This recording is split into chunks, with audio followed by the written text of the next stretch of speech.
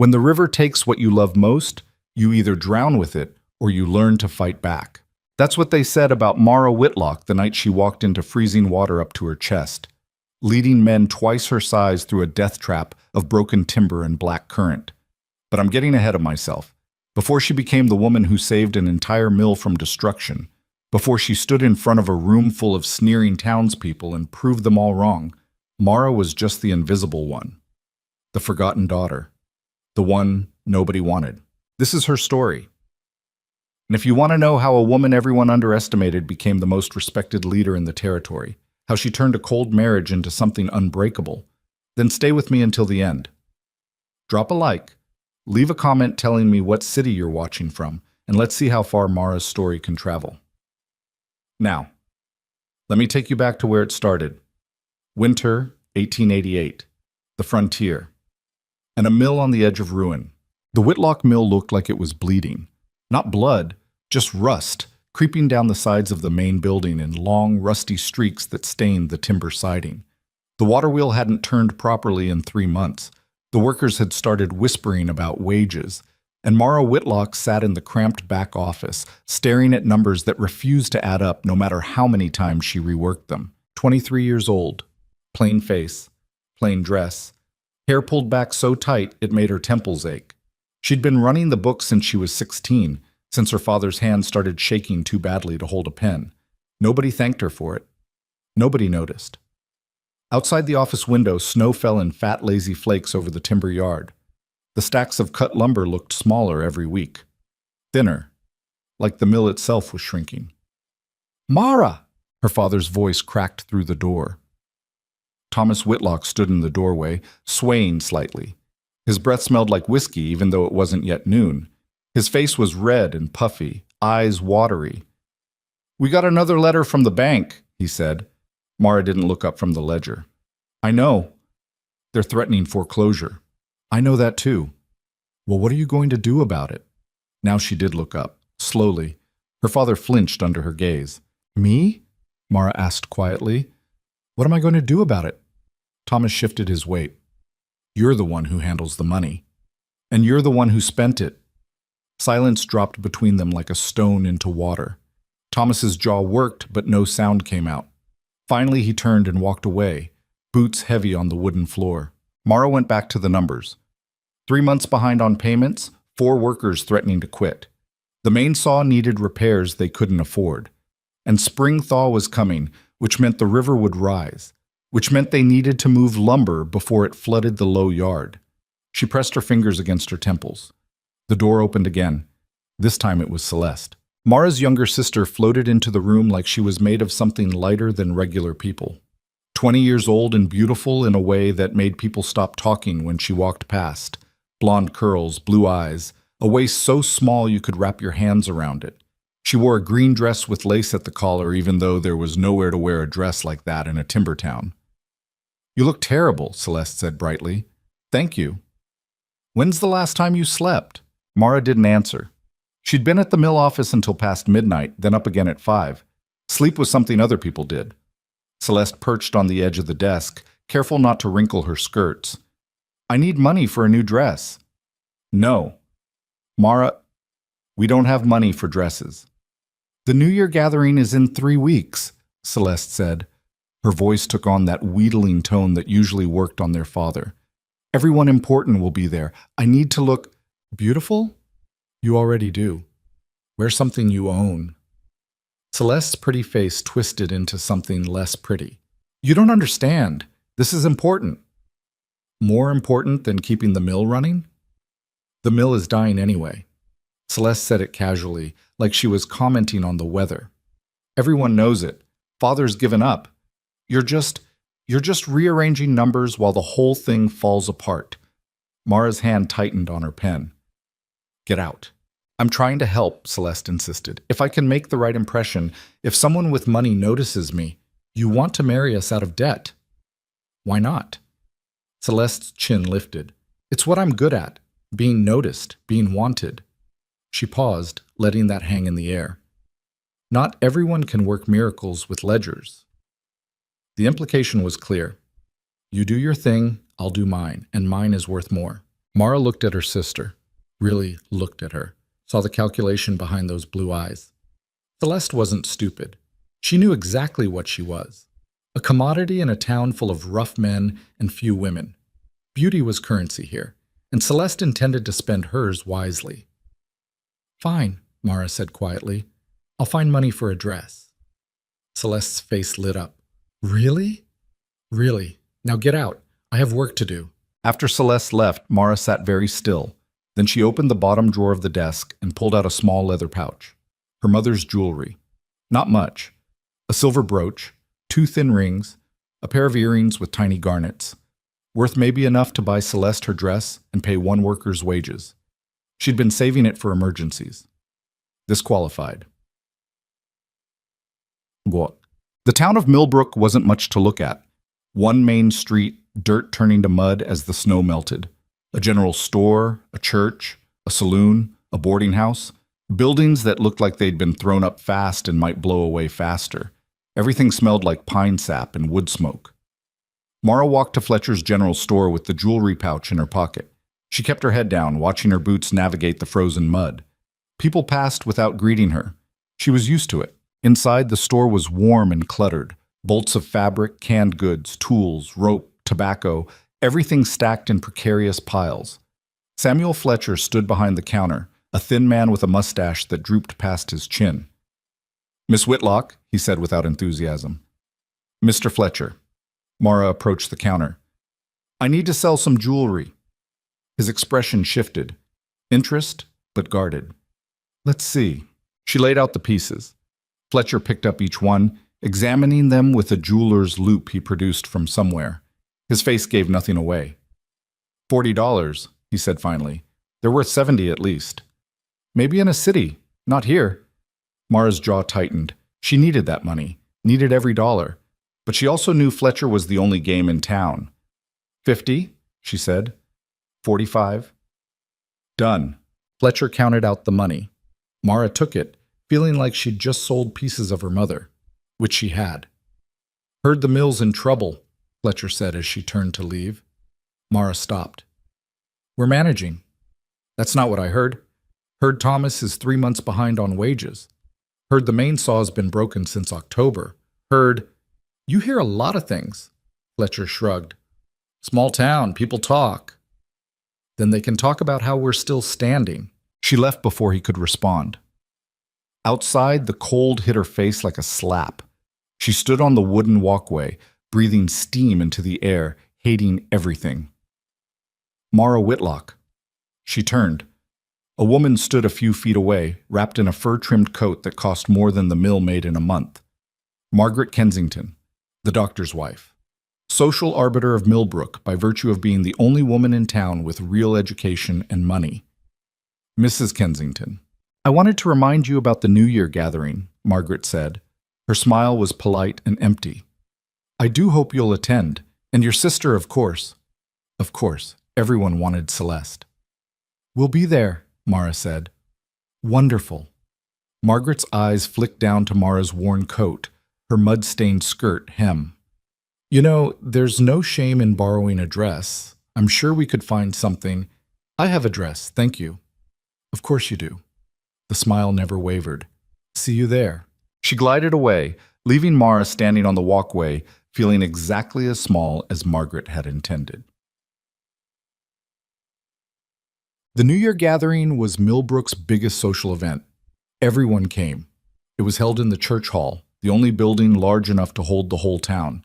Tables covered in food, musicians in the corner, women in their best dresses pretending they lived somewhere civilized. Mara stood against the wall and watched. Celeste was in her element. The new dress, pale blue, fitted at the waist, lace everywhere, made her look like something out of a painting. Men orbited around her, young ones, old ones, married ones who should have known better. She laughed and touched their arms and said things that made them lean closer. She was hunting. Mara recognized the look.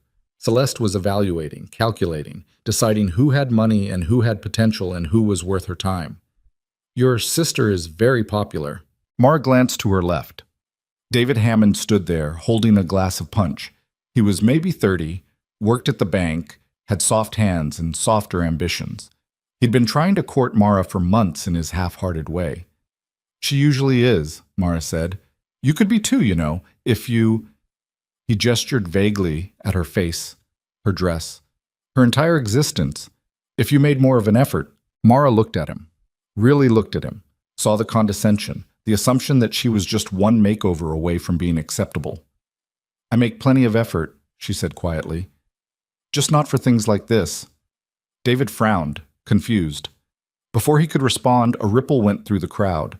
Voices dropped. Everyone turned toward the door. Gideon Mercer had arrived. Mara had never seen him in person before, just heard the stories. Timber magnate. Owned 3 mills, 2 logging operations, and half the land rights in the territory. Completely self-made. Came from nothing. Built an empire through work and ruthlessness. 40 years old and unmarried, which made every family with a daughter suddenly interested in introducing themselves. He looked exactly like what he was. Hard, tall, broad-shouldered, face weathered from years outside. Dark hair going gray at the temples, eyes that missed nothing. He wore a suit, but it hung on him wrong, like he was more comfortable in work clothes. The crowd parted as he walked through. Men nodded respectfully. Women straightened their dresses and smiled. Margaret Kensington intercepted him immediately, her husband in tow, both of them talking at once. Mara watched Celeste watching him. Her sister's entire body language changed. The casual flirtation with the other men disappeared. This was different. This was the target, the prize, the man who could save everything. Celeste drifted closer to where Gideon stood, surrounded by Millbrook's leading citizens. She positioned herself perfectly, not too close, not too far, just close enough to be noticed. And Gideon noticed. His eyes moved past Margaret Kensington's chattering mouth and landed on Celeste. He looked at her the way you'd look at something in a store window, evaluating, considering. Celeste smiled. Mara felt something cold settle in her stomach. This was it. This was Celeste's plan working. Catch the richest man in the territory, marry him, save the family. Simple. Except Gideon's attention had already moved on. He was scanning the room now, those sharp eyes taking inventory of everyone present. They passed over Mara without pausing. She was furniture, wallpaper. Then the music started and couples moved to dance. Celeste was immediately claimed by Robert Fletcher, the store owner's son. She went with him but kept glancing toward Gideon, making sure he saw her laughing, saw her twirling, saw her being admired. Gideon stayed by the refreshment table, talking to the few men brave enough to approach him directly. He looked bored. Mara decided she'd had enough. She slipped toward the back of the hall, heading for the door. No one would miss her. She almost made it. "Everyone, please!" Margaret Kensington's voice rang out. "We have a special announcement." Mara stopped. Everyone stopped. Margaret stood in the center of the room, hands clasped, face glowing with self-importance. "As many of you know, we've been raising funds for the new church roof," Margaret continued. "And I'm delighted to announce that Mr. Gideon Mercer has generously agreed to match whatever we raise tonight." Applause. Genuine this time. That was real money. "So please, be generous. We have a collection box here." That's when it happened. A child, one of the Fletcher boys, maybe 7 years old, came tearing through the crowd chasing another child. They were playing, shrieking, not watching where they were going. The first boy crashed directly into the refreshment table. The table tipped, punch bowls slid, glasses shattered, food platters went flying, and the entire structure collapsed with a crash that silenced the room. Chaos erupted, women screamed, men shouted. Margaret Kensington's dress was soaked with punch. The children started crying. And Mrs. Fletcher was yelling at her son while the boy wailed that it was an accident. Everyone was talking at once. No one was doing anything useful, except Mara. She moved without thinking, grabbed the collection box before it hit the floor, caught a falling candelabra before it started a fire, kicked broken glass out of the way. Then she was kneeling next to the crying Fletcher boy, checking him for cuts while his mother hovered uselessly. "He's fine," Mara said, examining his hands. "Just scared. No blood." She stood, turned to the crowd. "Someone get a mop. We need 2 people to clear this table off. Carefully. There's broken glass everywhere. Margaret, you should change before that punch stains. Mrs. Fletcher, take your sons outside to calm down. Everyone else, back up. Give us room to work." People moved. They just moved. Following orders without question, because someone finally sounded like they knew what they were doing. Mara directed the cleanup like a general. Within 10 minutes, the mess was contained. The table was righted. The broken glass swept up, crisis over. She straightened, brushing off her skirt, and realized someone was watching her. Gideon Mercer stood 15 feet away. He wasn't helping, wasn't talking, just watching with those sharp, evaluating eyes. Their gazes met. Mara felt something shift in the air, like the moment before lightning strikes. Then Gideon looked away, turning back to his conversation, and the moment passed. But she knew with absolute certainty that she'd been seen, not as wallpaper, not as furniture, as something else entirely. Celeste was furious. "He didn't even look at me," she hissed later that night. They were back at the mill house, a drafty two-story building that leaked heat and pride in equal measure. Celeste paced their shared bedroom, still in her beautiful dress. Not once. Not after the table, not during dinner, nothing. Mara sat on her bed, pulling pins from her hair. Maybe he's not interested. Of course he's interested. Every man is interested. He's being difficult. Celeste whirled around. "Did you see who he talked to at the end?" "No." "Father. He talked to Father for 20 minutes. Mara's hands stilled. "About what?" "I don't know. They went outside. When Father came back in, he looked—" Celeste paused, searching for the word. Strange. Excited and scared at the same time. A knock on the door frame. Their father stood there, still wearing his coat. He looked at Mara. "Need to talk to you," he said. "Downstairs. Now." Celeste started to follow, but Thomas shook his head. "Just Mara." In the kitchen, Thomas poured himself whiskey with shaking hands. Mara waited. Finally, he spoke. "Gideon Mercer made me an offer tonight." "For the mill?" "No." Thomas drank. "For you." The words hung in the air like smoke. Mara stared at her father. "What?" "He wants to marry you. Offered to pay off all our debts, invest in the mill, give us operating capital, in exchange for—" Thomas gestured vaguely. "For you." "That's insane." "That's what I said. Told him he must mean Celeste. She's the pretty one, I know what she is." He said no, specifically you. Said, Thomas pulled a folded paper from his pocket. Said to give you this, that you'd understand. Mara took the paper with numb fingers, unfolded it. Inside, written in firm block letters, "Practical marriage. Practical reasons. I need someone who solves problems while everyone else panics. You need money. Think about it. G. Mercer." No romance, no pretty words, just a transaction laid out in black ink. "You don't have to do this," Thomas said. He sounded like he meant it, almost. "We'll find another way." Mara looked at her father, at his red face and watery eyes and trembling hands, at the man who'd let the mill slide into ruin while his daughters figured out how to survive.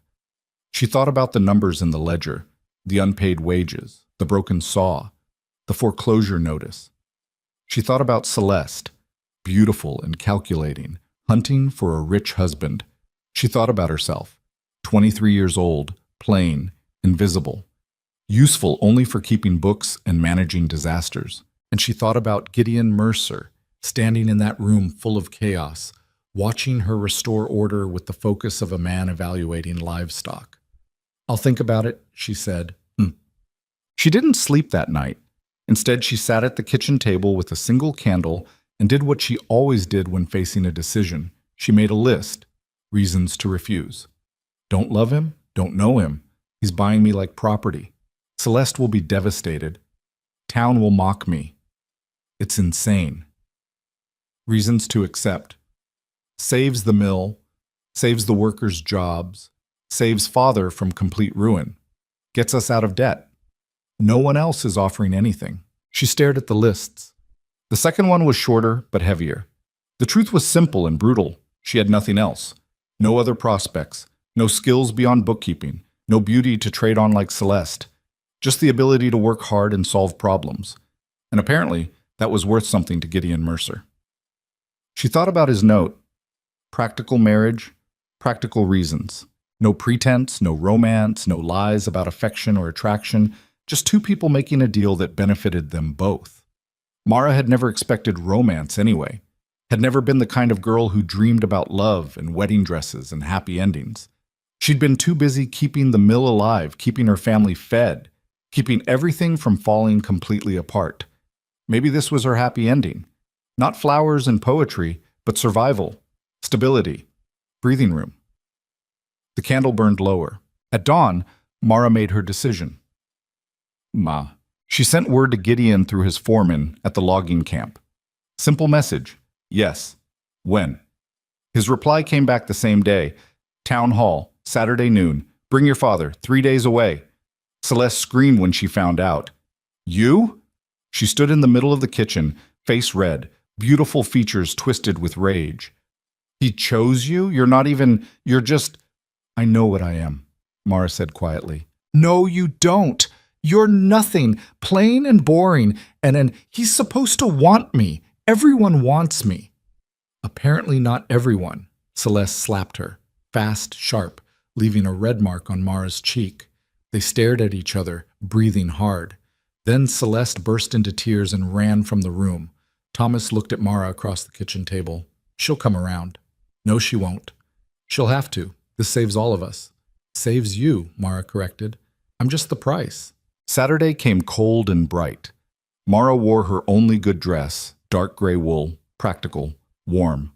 She braided her hair and pinned it up, looked at herself in the mirror and saw exactly what everyone else saw. Plain, forgettable, useful. Good enough for a practical marriage. The town hall was a simple building, wood frame, used for everything from trials to town meetings to weddings. Gideon was already there when Mara arrived with her father. So was Pastor Williams, looking uncomfortable. No one else. No guests, no ceremony, no witnesses beyond what was legally required. Gideon wore the same suit from the New Year gathering. He looked at Mara with those evaluating eyes, nodded once. Miss Whitlock. Mr. Mercer. You're certain about this? Are you? Something that might have been amusement flickered across his face. Yes. Then so am I. The ceremony took 5 minutes. Pastor Williams rushed through it like he was afraid one of them would bolt. Mara spoke her vows in a steady voice. Gideon's voice was deep, firm, giving nothing away. They exchanged no rings. When Pastor Williams said, "You may kiss the bride," Gideon simply shook Mara's hand. It felt appropriate. Afterward, Thomas tried to invite them for dinner, but Gideon cut him off. We have business to discuss at my office. The mill contracts? He wasn't unkind about it, just factual. This was work, not celebration. Mara rode with Gideon and his wagon to the main office of Mercer Timber. It was the largest building in Millbrook besides the church, 2 stories, solid construction. Inside smelled like wood and ink and money. His office was on the 2nd floor. Plain furniture, walls covered in maps and surveys and timber charts. One window overlooking the mill yard, a desk buried in paperwork.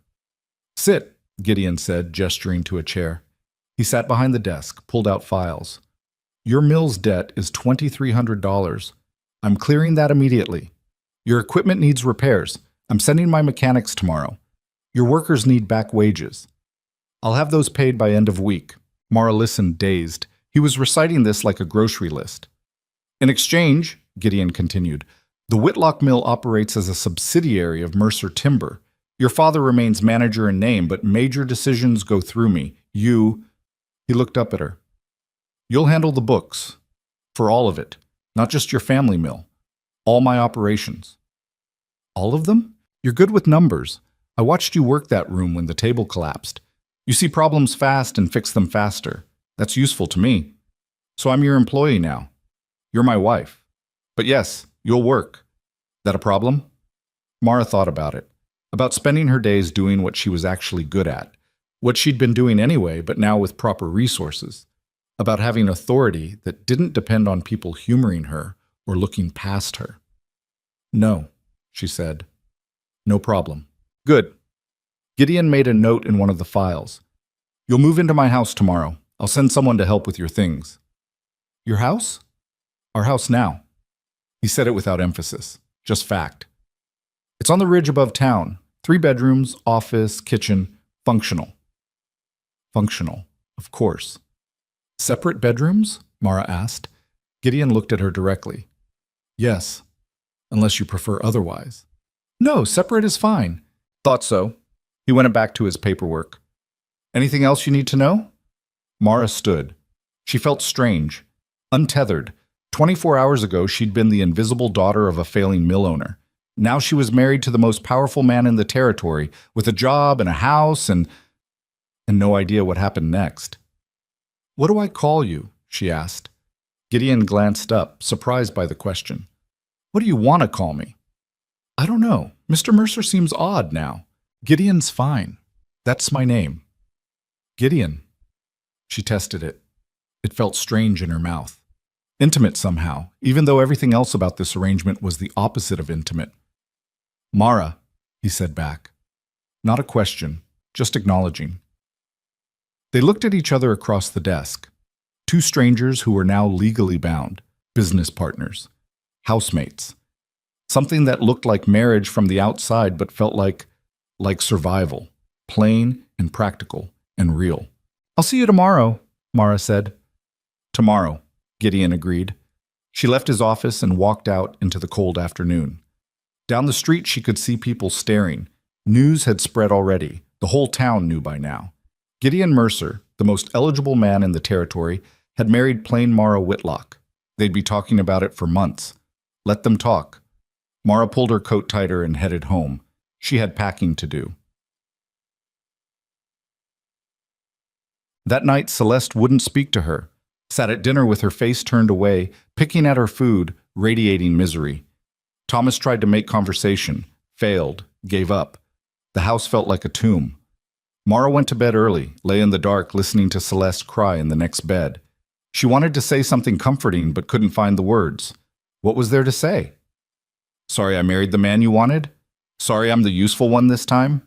Finally Celeste spoke. Her voice was thick with tears. Do you even like him? Mara thought about it. Honest truth. I don't know him well enough to like or dislike him.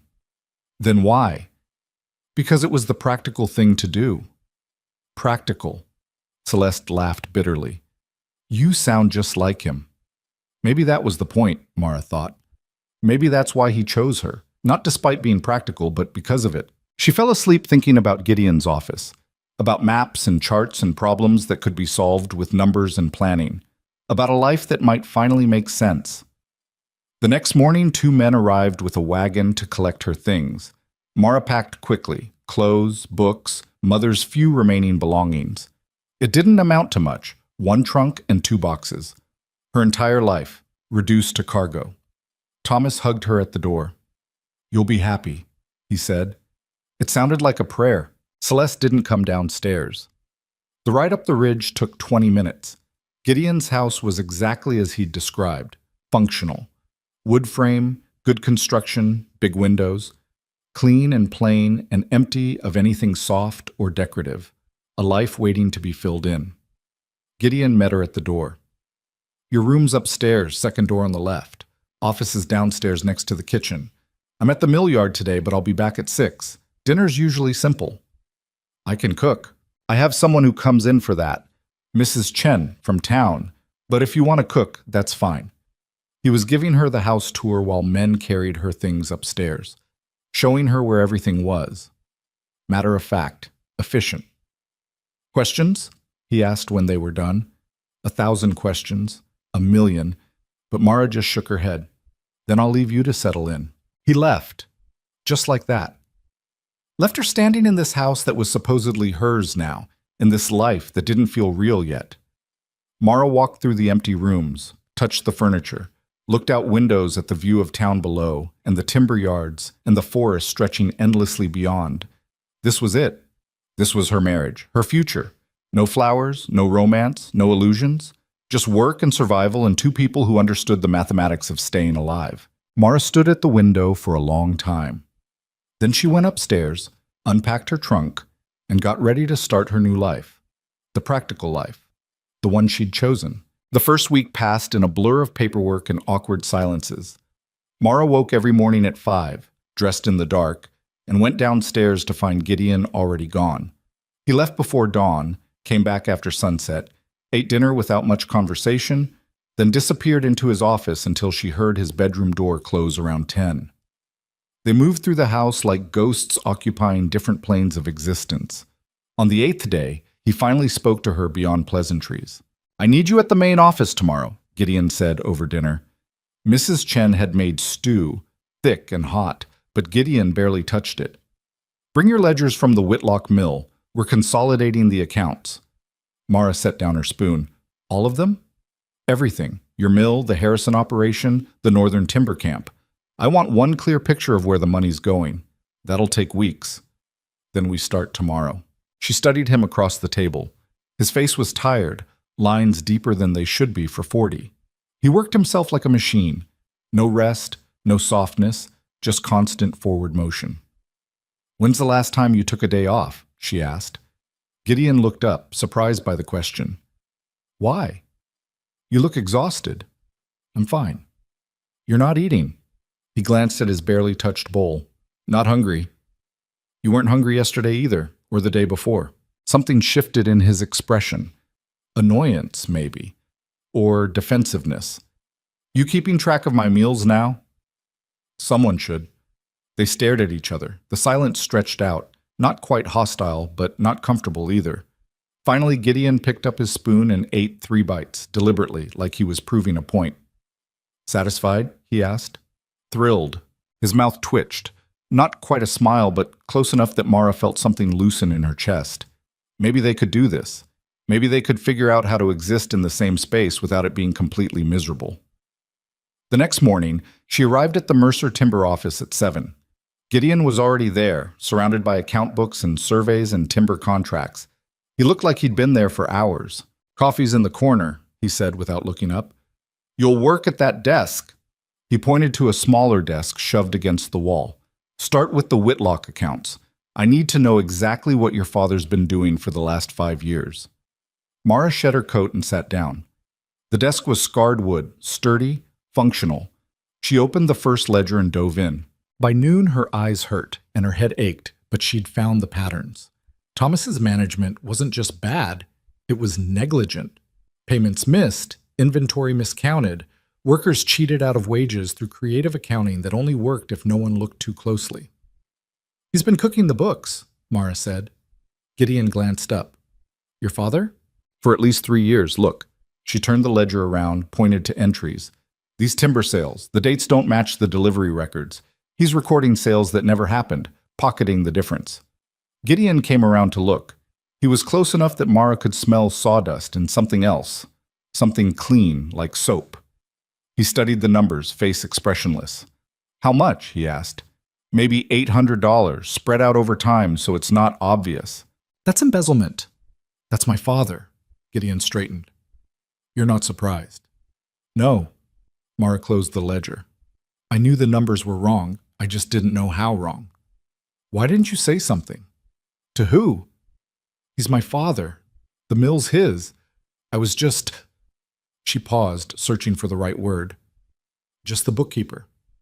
Gideon was quiet for a moment, then, "You're not just anything anymore. You're my partner in this business. If you see something wrong, you tell me. Understand?" Partner. The word hung between them, strange and new. "Understood," Mara said. "Good." He went back to his desk. "We'll deal with your father later. Right now I need those accounts clean before the timber auction next month." They worked through lunch. Mrs. Chen brought sandwiches that went cold while they argued over numbers and contracts. Mara found herself actually enjoying it. The back and forth, the problem solving, the way Gideon listened when she pointed out discrepancies. He didn't dismiss her or talk over her. He just listened, considered, decided. It felt like being taken seriously for the first time in her life. Around 4 o'clock, someone knocked. Gideon's foreman, a grizzled man named Jacob, stuck his head in. "Boss, we got a situation at the North Camp. Miller's crew walked off." Gideon's jaw tightened. "Why?" "Wages dispute. They say you promised them extra for winter work. Miller says no such deal was made." There wasn't. They don't believe him. Gideon stood, grabbed his coat. "I'll handle it." "Want me to come?" Jacob asked. "No, stay here. Finish the supply inventory." Gideon was halfway to the door when he stopped, turned back to Mara. "Come with me." She blinked. What? You heard me? Come on. I've never. You'll learn? Let's go. Mara grabbed her coat and followed him down to the wagon. They rode in silence toward the northern timber camp, maybe 5 miles outside town. The road was rutted and frozen, the wagon jolting over ice. Gideon drove with the easy competence of someone who'd done this 1,000 times. Why do you want me there? Mara asked finally. Because those men don't know you yet. They need to see you, need to understand you're part of this operation now. They won't respect me. Probably not. Not at first.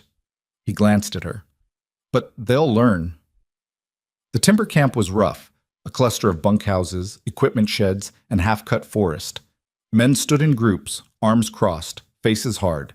They watched the wagon approach with hostile eyes. Gideon climbed down. Mara followed, feeling every bit as out of place as she was. Who's the spokesman? Gideon called out. A man stepped forward, big, bearded, angry. That'd be me. Name's Harlan. What's the problem, Harlan? Problem's you promised us double wages for winter work. We've been breaking our backs in snow and cold, and Miller here says there ain't no extra pay coming. Gideon's expression didn't change. I made no such promise. Like hell, I said I'd consider bonuses based on output. You've been behind quota for 6 weeks. No bonus. Harlan's face went red. That's because half our equipment's broken, you won't replace it.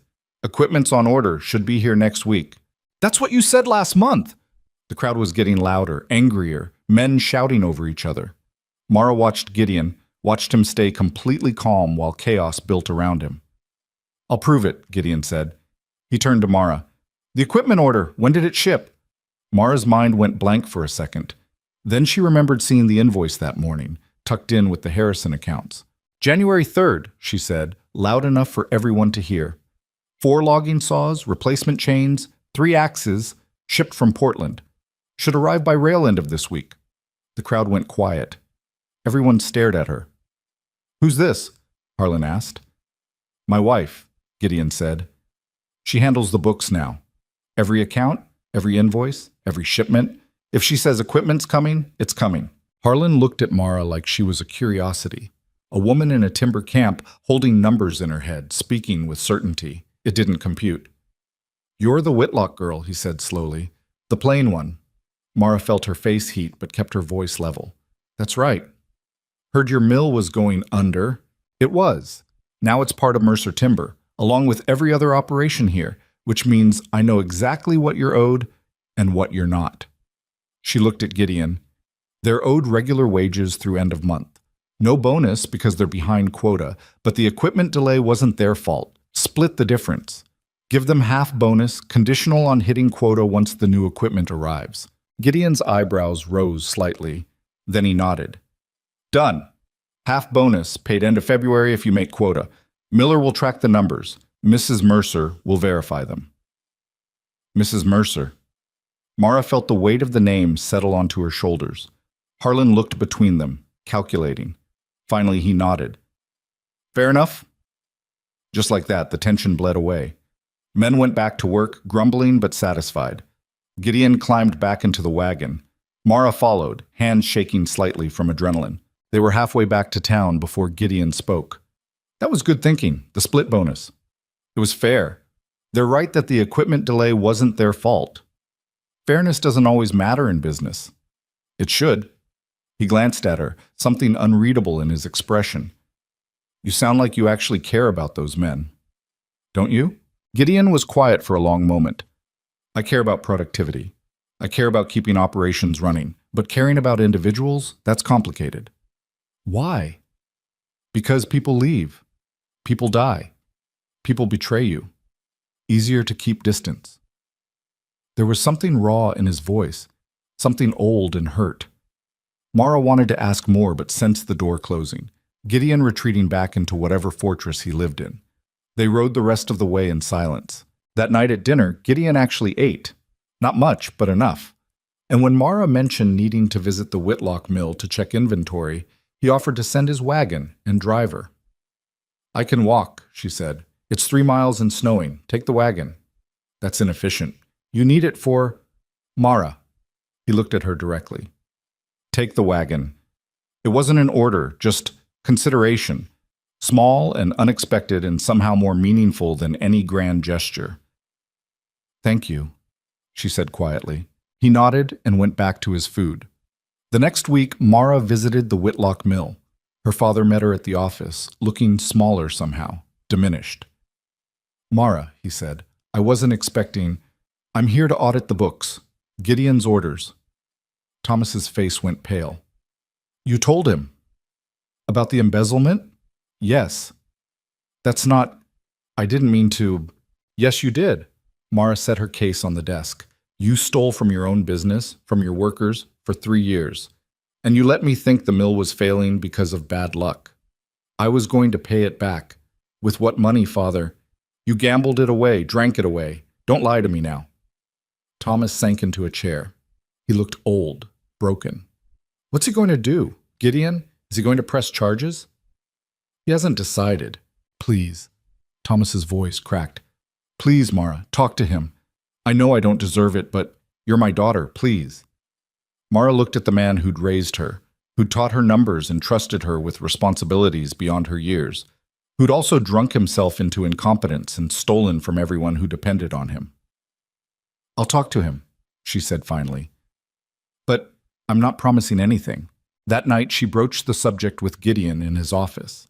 He listened without interrupting while she laid out the full scope of her father's theft and her recommendation. Don't press charges, Mara said. He'll pay back the money from his share of mill profits. Take it out over time. But prosecuting him publicly, that just humiliates everyone. Gideon leaned back in his chair. You're protecting him. I'm protecting the family name. There's a difference. Is there? He's a drunk and a thief, but he's still my father. And Celeste, she's already furious with me. If I'm the reason Father goes to jail, you wouldn't be the reason. He would. That's not how she'll see it. Gideon studied her for a long moment. You care what your sister thinks. Wouldn't you, if you had siblings? I don't, so I can't say. He turned back to his papers. Fine, no charges. But your father's done managing anything. He stays on as figurehead, but all real decisions go through Miller, and the money gets paid back with interest. Thank you. Don't thank me. I'm not being generous, I'm being practical. A scandal helps no one. But Mara heard the thing he wasn't saying, that he was doing this for her, because she'd asked. Because somewhere in the math of their arrangement, her opinion had started to matter. Word spread fast that Mara had saved her father from prosecution. The town's opinion of her shifted, though not necessarily in a good direction. Some people saw it as loyalty. Others saw it as weakness. And Celeste showed up at the house 2 weeks after the wedding. Mara answered the door to find her sister standing on the porch, beautiful and cold in a blue wool coat. Can I come in? Celeste asked. Not friendly, not warm, just formal. Mara stepped aside. Of course. They sat in the front room, stiff and awkward. Celeste looked around at the plain furniture, the empty walls, the complete lack of decoration. It's very practical, she said.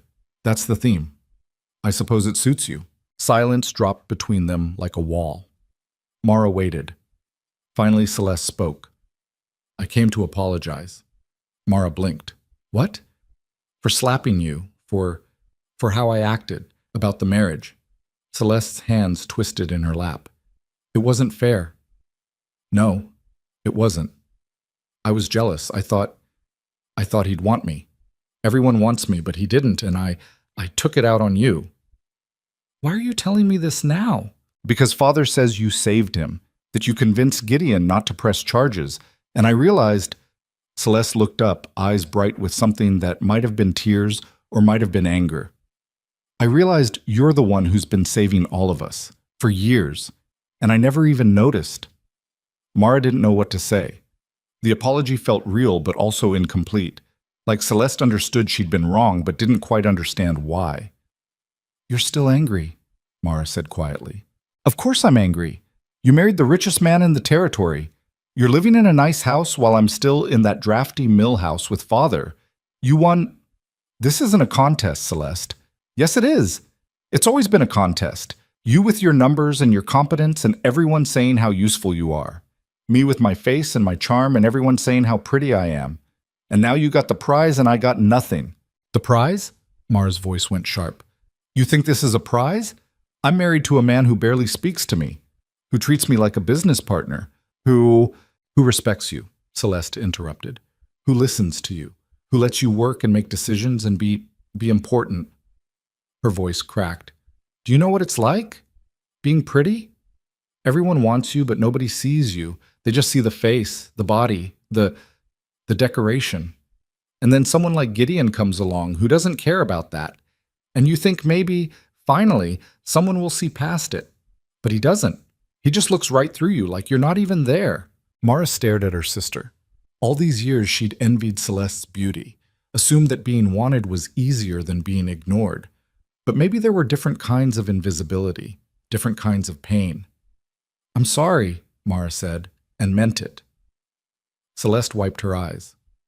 Me too. They sat in silence for a while, not comfortable, but not hostile either. Just two sisters trying to figure out how to exist in the same world when everything had changed.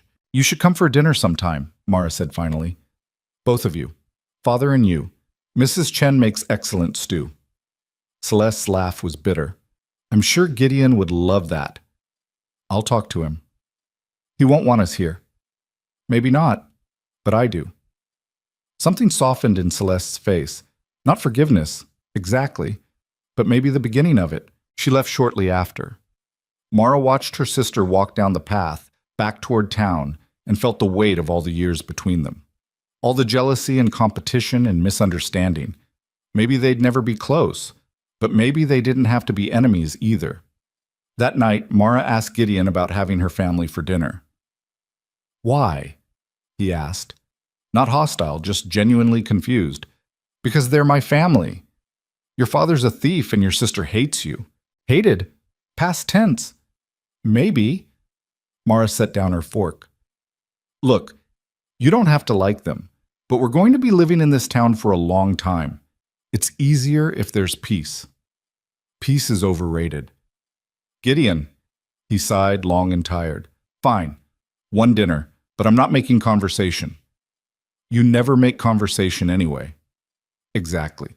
The dinner happened the following Sunday. Mara cooked, which surprised Mrs. Chen and probably annoyed her, but Mara needed something to do with her hands. She made chicken, roasted vegetables, biscuits, simple food, nothing fancy. Thomas arrived sober and scared. Celeste arrived beautiful and guarded. Gideon arrived from his office, still wearing work clothes, looking like he'd rather be anywhere else. It was, predictably, awkward. They sat around the table making stilted small talk about weather and timber prices and nothing important. Thomas kept apologizing without using the word sorry. Celeste kept glancing at Gideon like she was still trying to understand why he'd chosen Mara. And Gideon ate in silence, contributing nothing. Then halfway through the meal, Thomas said something stupid. I heard Harlan's crew is making quota now with the new equipment. Good leadership, that. Mara's idea, Gideon said, not looking up from his plate. The half bonus. Wouldn't have thought of it myself. Thomas blinked. Mara's? She came to the camp with me, handled the negotiation. Now Gideon did look up, directly at Thomas. She's good at this. Better than you ever were. The table went silent. Celeste's mouth fell open slightly. Thomas turned red, and Mara sat very still, waiting for the explosion. But Thomas just deflated, nodded. You're right, she is better.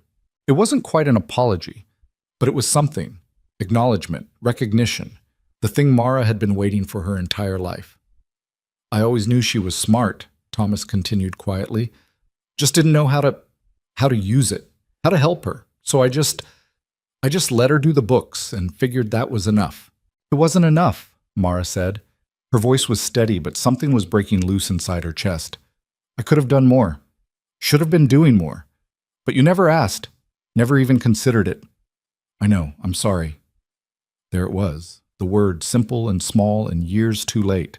Mara looked at her father across the table, saw him clearly for the first time, not as a villain or a victim, just as a weak man who'd done the best he could with limited tools. It wasn't enough. Would never be enough. But maybe it was all he had. Thank you, she said. They finished dinner with slightly less tension. Celeste even laughed once, at something Gideon said about a stubborn logging horse. It was a small laugh, surprised out of her, but real. After they left, Mara cleaned up while Gideon disappeared into his office. She was drying the last dish when he reappeared. "That wasn't terrible," he said. "High praise from you." "I mean it. Your sister's still difficult, but less difficult." "She's trying." "So are you." Gideon leaned against the doorframe.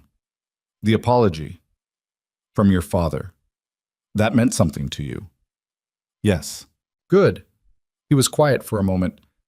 "My father never apologized for anything. Just left one day when I was 12.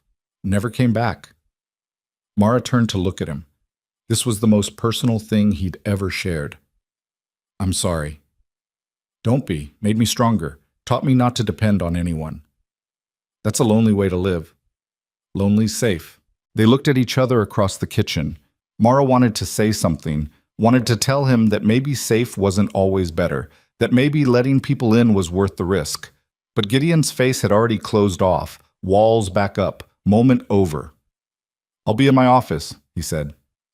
"Gideon." "Good night, Mara." He left. Mara stood alone in the kitchen, dish towel in her hands, and felt the distance between them like a physical thing. They were getting closer, slowly, in small increments. But there were still miles to go. The weeks blurred into months. Winter started loosening its grip. Snow turned to slush, then mud.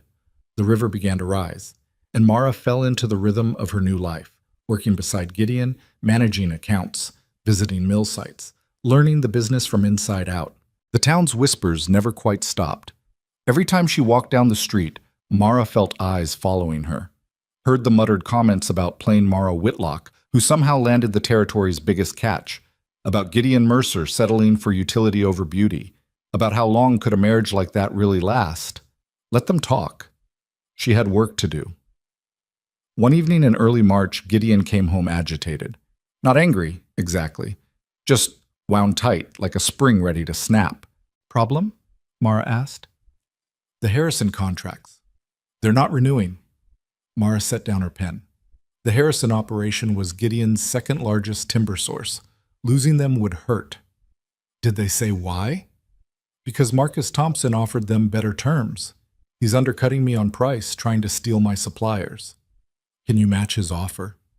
"Not without losing money on every board. He's gambling, betting he can squeeze me out then raise prices once I'm gone." "So what do you do?" Gideon paced the office. "I don't know. That's the problem. I can't." He stopped, hands clenched. "I built this from nothing, 12 years of work, and now some upstart from back east thinks he can waltz in and take it." "Then don't let him." Easy to say? "No, listen." Mara stood, came around the desk. "Thompson's new here. Doesn't know the territory, doesn't know the people. But you do. Use that." "How?" "The timber auction next month. Every major supplier will be there. Thompson will bid high to make a statement. Let him. You bid strategically, not on the big, obvious contracts, but on the smaller operations Thompson ignores. Build relationships. Undercut him where he's not looking." Gideon stared at her. That's actually smart." "I'm occasionally smart." "Occasionally." The corner of his mouth lifted. Not quite a smile, but something in that direction. "You're smart every day." "I'm just slow realizing it." Mara felt warmth spread through her chest. Stupid, getting pleased by a compliment. But she couldn't help it. "We'll need detailed records of every supplier," she said. "Their output, their reliability, their current contracts. I can compile that." "That's days of work." "Then I better start now." She turned back to the desk, but Gideon caught her arm. Light touch. Barely there. She stopped. "Thank you," he said quietly, for caring about this, about the business, about, he seemed to struggle for words, about all of it. "It's my business too now." "I know, but you could just go through the motions, collect the benefits without the work. Instead, you're here, really here." They stood close enough that Mara could see the fatigue in his eyes, the worry lines, the weight he carried every day. She wanted to reach out, to touch his face, to offer comfort beyond words, but she didn't know if she was allowed, didn't know the rules of this strange marriage they'd built.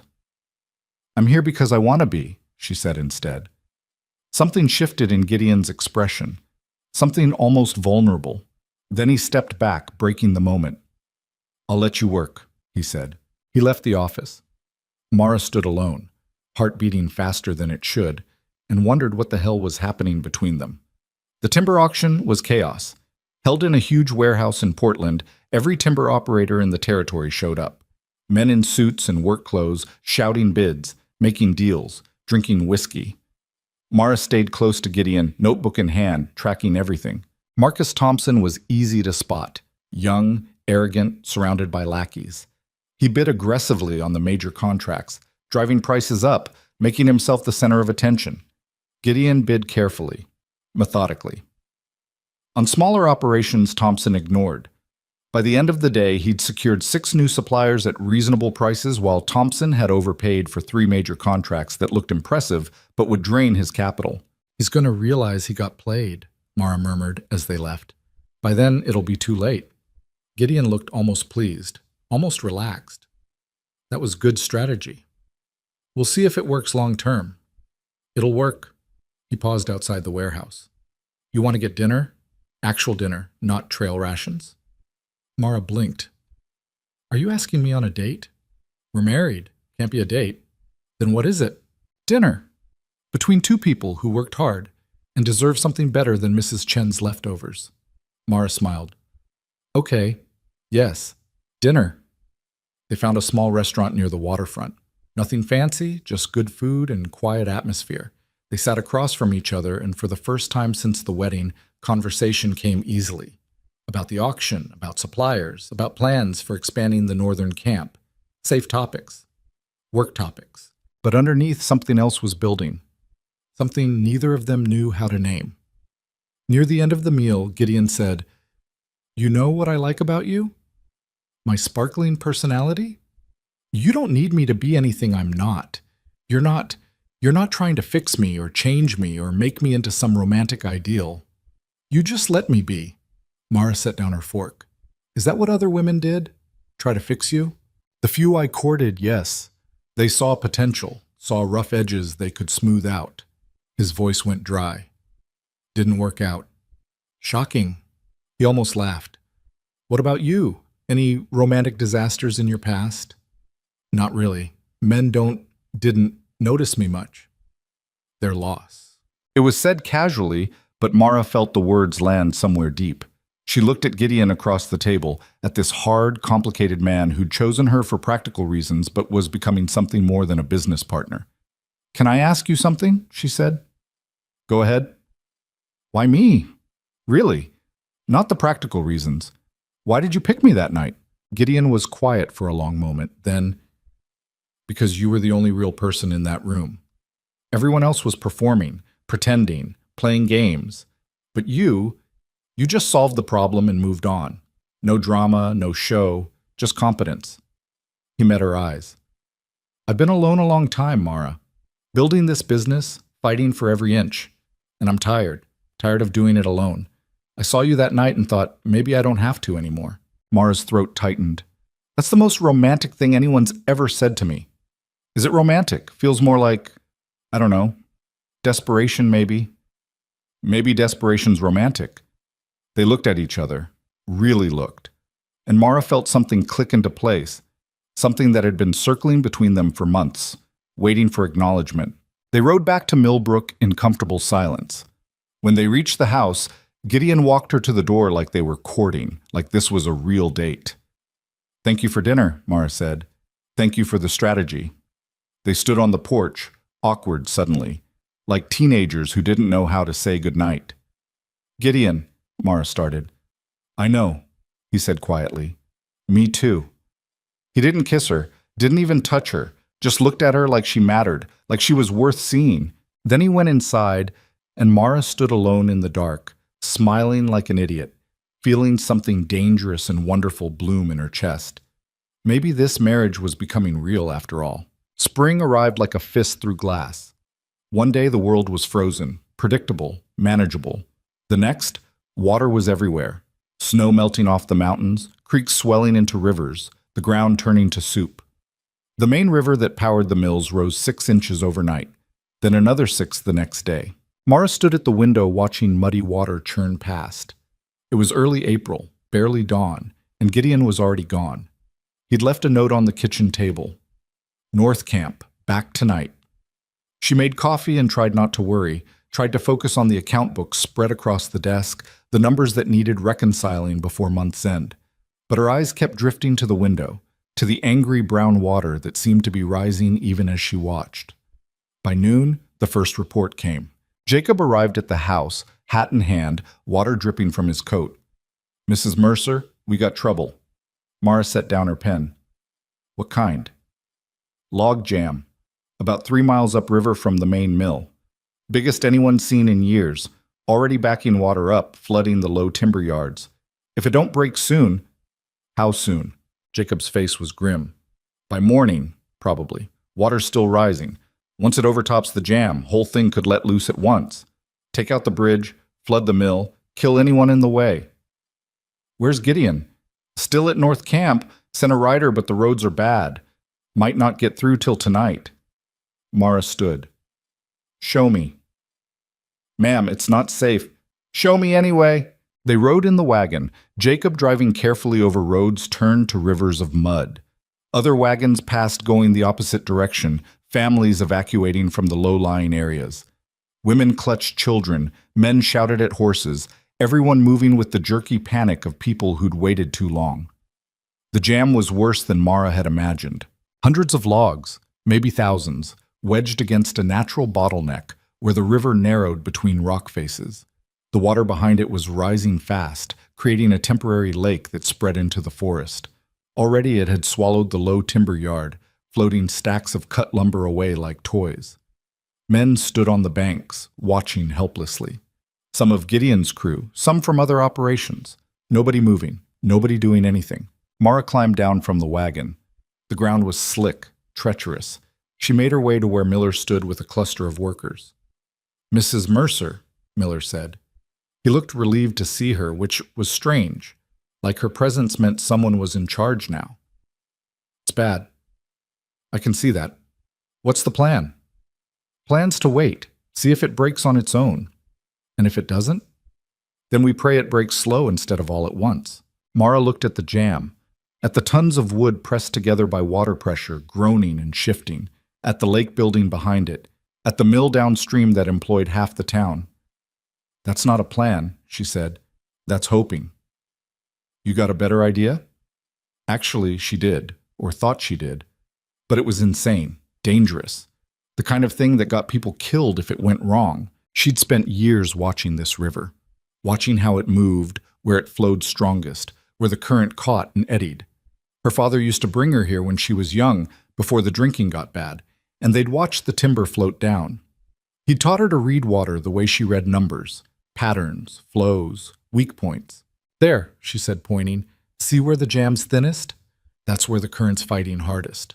We don't need to break the whole jam, just that section. Create a gap for water to flow through, reduce the pressure." Miller squinted. "How you planning to do that?" "Dynamite, small charge precisely placed. Blow that weak point, let the water do the rest." The men stared at her like she'd suggested flying to the moon. "That's crazy," someone said. "That'll make it worse," said another. "Who's going to place the charge?" Miller asked. "You'd have to cross the water, climb onto the jam itself. One wrong step and you're under those logs. Crushed or drowned, take your pick." Mara looked at the jam again. He was right. It was crazy, suicidal probably, but it was also the only option that didn't involve waiting for disaster. "I'll do it," she said. The silence that followed was absolute. Even the river seemed to pause. Then everyone started talking at once, shouting, really, telling her she was insane, that she'd get herself killed, that a woman had no business even being here, let alone attempting something so dangerous. "Quiet!" Miller's voice cut through the chaos. Everyone stopped. He looked at Mara. "You serious?" "Yes." "You know how to use dynamite?" "I've watched it done. Not the same as doing it, but close enough for desperation." "That's not the same, I know this river better than anyone here. I know exactly where that charge needs to go. Do any of you?" Silence again. because she was right and they knew it. Even if you place it perfect, Miller said slowly, you still got to get there. Water's moving fast, logs are slippery. Current catches you, you're gone. Then I better not let it catch me. Mrs. Mercer, Mara, Miller's voice went softer. Mr. Mercer would have my head if I let you do this. Mr. Mercer isn't here. I am. She looked around at all of them. That jam breaks wrong, people die, the mill floods, jobs are gone. We can wait and hope, or we can act. I'm choosing to act. Harlan stepped forward. The big bearded man from the North Camp, the one who'd called her plain.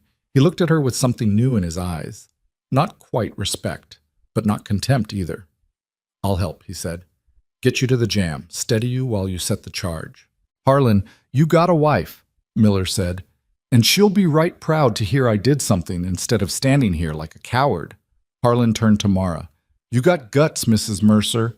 Stupid guts, maybe, but guts. 2 more men volunteered, then another. Within minutes, she had a crew. They gathered equipment, rope, dynamite, fuses, a small boat to cross the initial stretch of water.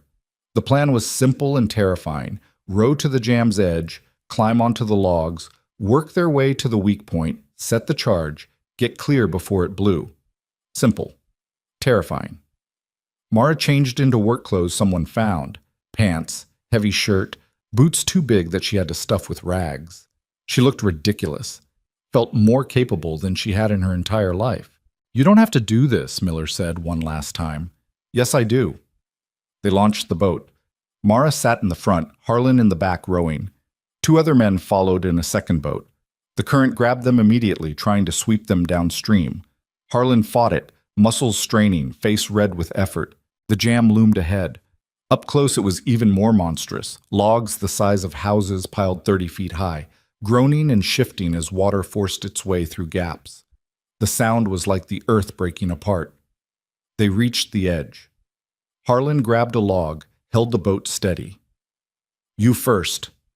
Mara climbed out onto the logs. Immediately her feet went out from under her. The bark was slick with water and moss. She caught herself, barely, heart hammering. Slow, Harlan said, climbing up behind her. Test every step. They moved across the jam like it was made of ice. Each log could shift at any moment. Water surged between gaps, trying to pull them down. Mara focused on breathing, on placing each foot carefully, on not thinking about the 1,000 ways this could go wrong. Behind them, Miller shouted something. Mara couldn't hear over the water's roar. They reached the weak point. Up close, Mara could see she'd been right. This section was thinner, logs looser, water forcing through with tremendous pressure. Break it here, and the whole jam would start to unravel. Where's it go? Harlan yelled. Mara pointed to a gap between 2 massive logs. There. Wedge it deep. Fuse needs to be... She calculated in her head. 3 minutes. Enough time to get clear. If we're lucky. Has luck been on our side today? Harlan almost smiled. Then he pulled out the dynamite. Carefully, hands steady despite the shifting logs beneath them, he wedged the charge into position. Mara watched, making sure the placement was perfect. Too shallow, and it wouldn't work. Too deep, and it might blow the wrong way. Good, she said. Light it. Harlan lit the fuse. It caught, sparked, started its slow burn. Go! He shouted. They scrambled back across the jam. Not careful anymore, just fast. Logs shifted under their weight, threatening to roll. Water grabbed at Mara's ankles. She heard one of the other men swear as his foot went through a gap. They reached the boat, tumbled in. Harlan grabbed the oars and pulled with everything he had. The current caught them, swept them downstream away from the jam. Mara looked back, watching the tiny orange spark of the fuse, trying to estimate time. 2 minutes. The boat hit a submerged log, nearly capsizing. Harlan fought the oars, got them straight. 1 minute. They were maybe 200 yards downstream now, still too close. If the jam broke wrong, if it sent a wall of water and logs at them, 30 seconds. Hold on, Harlan yelled. The dynamite exploded. Not loud like Mara expected, just a sharp crack that echoed off the rock walls. For a moment, nothing happened. The jam held. The water kept rising. Then slowly the weak point began to fail. 1 log shifted, then another. Water found the gap and forced it wider. The logs groaned, a sound like the world ending, and suddenly the entire center section was moving, not breaking apart, unraveling, like a knot coming undone. Water surged through the new channel. The pressure released all at once, the temporary lake draining in a torrent. Logs tumbled downstream, rolling over each other, but controlled now. Manageable. The jam was breaking clean. Men on the shore started cheering. Mara sat in the boat, soaked and shaking, watching tons of timber flow past exactly where she'd known it would go. It worked. It actually worked. Harlan let the current carry them to shore. When the boat scraped bottom, Mara climbed out on legs that barely held her weight. Men surrounded them, slapping backs, shouting congratulations. Someone wrapped a blanket around her shoulders. "That was the craziest damn thing I ever seen," Miller said. But he was smiling. "Did it work?" Mara asked. Her voice came out hoarse. "See for yourself." He pointed downstream. The river was still high but flowing properly now. The mill was safe, the bridge intact. Everything that had been threatened was now protected. "You saved it all," Miller said quietly. "Every job, every family downstream. You saved them." Mara sat down hard on a rock. The adrenaline was leaving her system, replaced by exhaustion and delayed terror. She'd just done something insane. Could have died a dozen different ways. Probably should have died. But she hadn't, and it worked. "Mrs. Mercer?" One of the younger workers crouched beside her. "You need anything?" "Water," she said, then laughed at the absurdity. "Actual drinking water, I mean." Someone brought her a canteen. She drank, hands shaking so badly she nearly dropped it. The blanket wasn't helping. She was soaked to the bone, muddy, probably bruised in places she hadn't noticed yet, and she'd never felt more alive. A rider appeared on the road, shouting, pointing back the way he'd come. Then Gideon's wagon crested the hill. He drove like a man possessed. Didn't stop properly, just jumped down while the wagon was still moving. His eyes found Mara immediately, sitting there wrapped in a blanket, covered in mud and river water. What happened? He looked between her and Miller. "I heard someone said the jam broke." "It broke clean," Miller said, "because Mrs. Mercer here used dynamite to blow the weak point. Walked out onto that jam herself, set the charge, got clear just in time." Gideon stared at Mara. His face went through several expressions: confusion, disbelief, anger, something else she couldn't name. "You what?" "It needed to be done," Mara said. "So you climbed onto a death trap and blew it up?" "Essentially, yes." Gideon opened his mouth, closed it, ran his hands through his hair. "You could have been killed." "But I wasn't." "That's not... You can't just..." He seemed to be struggling with words. Finally, he turned to Miller. "Tell me everything." Miller did. The whole story, starting with the jam forming and ending with the perfect controlled break. The other men chimed in, talking over each other, describing how Mara had known exactly where to place the charge, how she'd been calm and decisive while everyone else panicked. Gideon listened without interrupting. His jaw was tight, hands clenched. When Miller finished, silence fell. Then Gideon looked at Mara. Really looked at her. And she saw it. Fear. Raw and genuine. He'd been terrified. "Don't ever do that again," he said quietly. "I can't promise that. Mara, if something needs doing and I'm the one who can do it, I'll do it. That's who I am." They stared at each other. Everyone else melted away, giving them space. "You're going to give me a heart attack," Gideon said. "You'll survive." "I'm not sure I will." He took a step closer. "When I heard what you'd done, when I realized you'd put yourself in that kind of danger, it was calculated risk. It was insanity. It was necessary." Gideon shook his head. Then, without warning, he pulled her into a hug, tight and fierce, like he was trying to convince himself she was real. Mara stood frozen for a moment. Then she wrapped her arms around him and held on. "Don't do that again," he whispered against her hair. "Please." "I'll try." "That's not the same as promising." "It's the best you're going to get." He pulled back, hands on her shoulders. "You're impossible. You married me anyway. Best stupid decision I ever made." And he smiled. Actually smiled. Broad and genuine and transforming his entire face. Mara felt something shift in her chest. Something fundamental and terrifying and wonderful. They rode home in the wagon, Harlan driving because Gideon refused to let go of Mara's hand. Men lined the road watching them pass. Some nodded respectfully. Others stared openly. The story was spreading already. Plain Mara Mercer who'd walked onto a death trap and saved the town. At the house, Mrs. Chen fussed over Mara like a mother hen, drew a hot bath, made soup, clucked disapprovingly at the bruises and scrapes Mara hadn't noticed. Gideon hovered in the doorway until Mrs. Chen shooed him out. "You rest," she ordered. "Dinner at 7. No arguments." Mara soaked in the bath until the water went cold. Her muscles ached, her head pounded. But underneath the exhaustion was something else.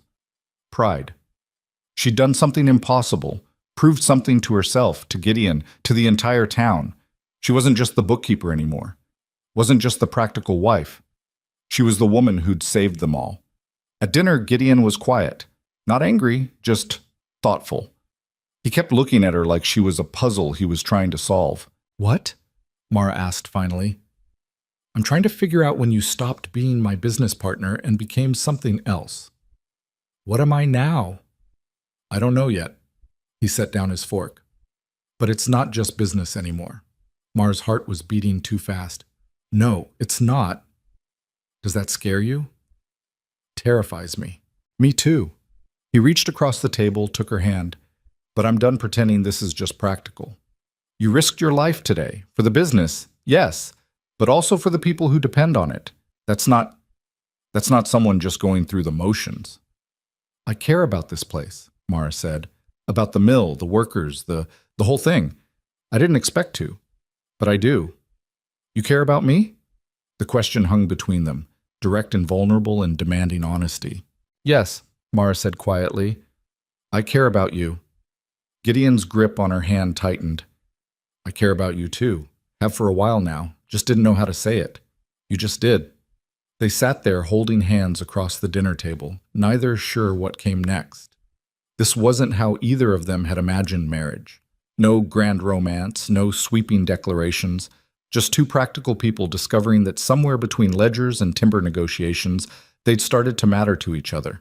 "So what now?" Mara asked. "I don't know. We figure it out as we go." "That's not very practical." "No," Gideon agreed, "but maybe practical's not always the answer." That night, Mara lay in her separate bedroom and listened to Gideon moving around in his, heard his door open, his footsteps in the hall.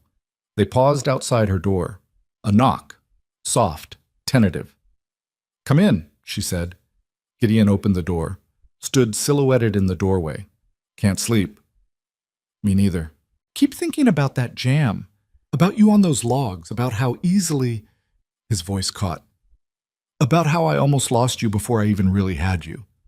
Mara sat up. "You didn't lose me, but I could have." He came into the room, sat on the edge of her bed, close enough to touch, but not touching. "I spent my whole life alone because it was safer, easier, no one to lose. But then you just walked into that chaos at the New Year gathering and fixed everything, and I thought, maybe being alone isn't actually better. Maybe it's just lonely." "It is lonely," Mara said. "I know. I've been lonely my whole life." They looked at each other in the dim light from the hallway. "I don't want to be lonely anymore," Gideon said. "Neither do I." He leaned forward, slowly, giving her time to pull away. She didn't. His lips touched hers, gentle and uncertain. A first kiss months after their wedding. Backward and strange and perfect. When they pulled apart, Gideon rested his forehead against hers. "Stay," Mara whispered. "Just stay tonight." He did. They fell asleep curled together on top of the blankets, fully clothed, holding each other like children afraid of the dark. It wasn't romantic, it wasn't grand. It was just two people who'd been alone too long, finally finding something like home. The next morning, news of Mara's rescue was everywhere. People stopped her on the street to shake her hand, to thank her, to marvel at what she'd done. Women who'd ignored her before suddenly wanted to talk. Men who'd dismissed her now tipped their hats respectfully. Margaret Kensington cornered her outside the general store. "Mrs. Mercer," she said. The title sounded different now, not condescending, just respectful. "I wanted to apologize." "For what?" "For underestimating you, for assuming—" Margaret paused, choosing words carefully. For assuming that because you weren't decorative, you weren't valuable. Mara studied the woman who'd made her feel small at the New Year gathering, saw genuine regret in her face. Thank you, Mara said. You've changed this town's opinion of what women can do. That's important. After Margaret left, Mara stood on the walkway feeling strange. She'd never wanted to be important, never wanted attention or recognition. She'd just wanted to be useful. But maybe being useful and being important weren't so different after all. Celeste visited that afternoon. She arrived without warning, let herself in like she had some right to be there. You're insane, she said by way of greeting. Hello to you too. Everyone's talking about what you did, how you climbed onto that log jam, how you nearly died, how you saved the entire mill. Celeste sat down hard on the sofa. And I realized I've been competing with the wrong person. I thought it was about beauty and charm, but you've been winning a completely different game. It's not a game, Celeste. I know, that's what makes it worse. Her sister looked at her with something like awe. You're actually brave. I'm just pretty. Pretty's not nothing. It's not enough. Celeste's voice cracked. Everyone loves me until they really know me. Then they realize there's nothing underneath. But you're actually worth something. Mara sat beside her sister. That's not true. You're smart, Celeste. Smarter than you pretend to be. You've been taught your looks are all that matter. Because they are. In this world for women like us, that's all we've got. No, it's not. Mara took her sister's hand. I proved that yesterday. And you could too if you stopped pretending to be helpless. Celeste wiped her eyes. How? Come work with me. At the mill office. Learn the business. Be useful instead of decorative. Father doesn't get a say anymore. Gideon does. And I do. Mara squeezed her hand. Give it a try. What's the worst that could happen? I could be terrible at it. So? You'll learn. That's what I did. Celeste looked at her sister for a long moment, then nodded. Okay. Yes, I'll try. It wasn't forgiveness, wasn't closure, but it was a beginning. Two sisters finding a way to be allies instead of rivals. That night, the town held an impromptu celebration at the church hall, supposedly for the successful jam break, but really to honor Mara. She tried to refuse, but Gideon insisted. They need this, he said. Need to thank you properly. So she went, stood in the center of the room while people toasted her, while Harlan told the story of the rescue with increasingly dramatic embellishments, while even Margaret Kensington praised her courage. Through it all, Gideon stayed beside her. Not speaking much, just present. His hand on the small of her back, claiming her. Showing everyone that plain Mara Whitlock wasn't just the woman who'd saved the mill. She was his wife, his partner, his equal. Near the end of the evening, someone called for a speech. Mara tried to refuse, but the crowd insisted. Finally, she stood, uncomfortable and uncertain, looking at all the faces turned toward her. I'm not good at speeches, she started. Nervous laughter rippled through the crowd. But I want to say, what happened yesterday wasn't just me. It was Harlan and Miller and every man who helped. It was Gideon for building something worth saving. It was all of us. This town, this place, we take care of each other. That's what matters. Simple words. Nothing fancy, but true. The applause was genuine, warm.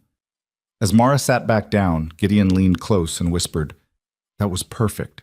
It was terrible. It was honest. Same thing. Later, walking home under a sky full of stars, Mara felt the weight of everything that had changed. She'd come to this marriage expecting nothing, a business arrangement, survival. Instead, she'd found purpose, respect, and maybe, just maybe, something like love. You're quiet, Gideon said. Thinking. About? About how strange life is. How 3 months ago I was invisible and now you're the most talked about woman in the territory. I don't want to be talked about. I just want... She paused. I want this. The work, the partnership. You. Gideon stopped walking, turned to face her.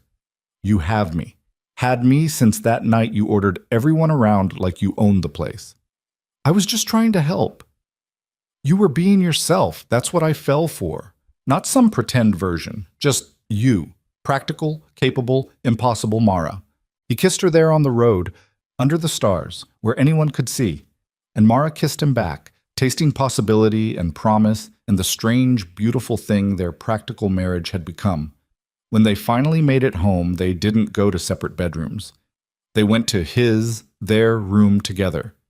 And for the first time since the wedding, the house felt like it belonged to both of them. Not just shelter, not just arrangement. Home. The morning after the celebration, Mara woke tangled in sheets that smelled like Gideon. She lay still for a moment, listening to him breathe beside her, feeling the unfamiliar warmth of another body in bed. Strange how natural it felt, like they'd been doing this for years instead of one night. "You're awake," Gideon said without opening his eyes. "How did you know?" "Your breathing changed." He rolled toward her, face soft with sleep. "We should probably get up, work to do." "Probably." Neither of them moved. "5 more minutes," Gideon said. They stayed in bed for 20, talking quietly about nothing important, the luxury of wasted time.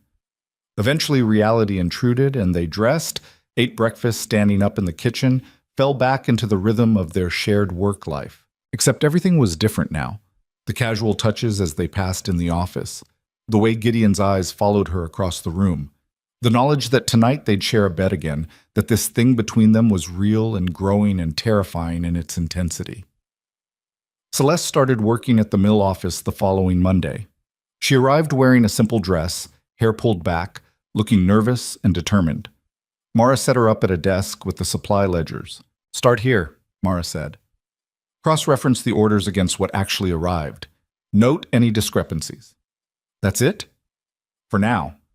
Once you understand how the system works, I'll give you more." Celeste bent over the ledger, tongue between her teeth, concentrating hard. Within an hour, she'd found 3 errors that had gone unnoticed for months. "I think someone's been skimming," she said, pointing to the numbers. "Look, orders for 20 units but only 18 recorded as received. Happens too often to be accident." Mara looked.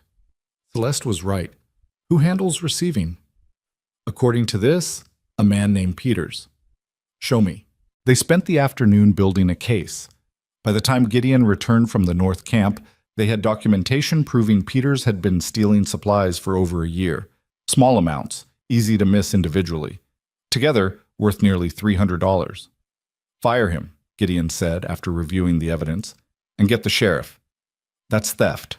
Peters was arrested that evening. He went quietly, defeated, knowing he'd been caught. Word spread fast. The new Mrs. Mercer and her sister had caught a thief that everyone else had missed. "You're good at this," Mara told Celeste later. "I'm good at noticing patterns, people, numbers. Doesn't matter. I see what doesn't fit." Celeste smiled, genuine and pleased. "Maybe I'm useful after all." "You always were. Just had to find the right use." Over the next weeks, Celeste proved herself repeatedly.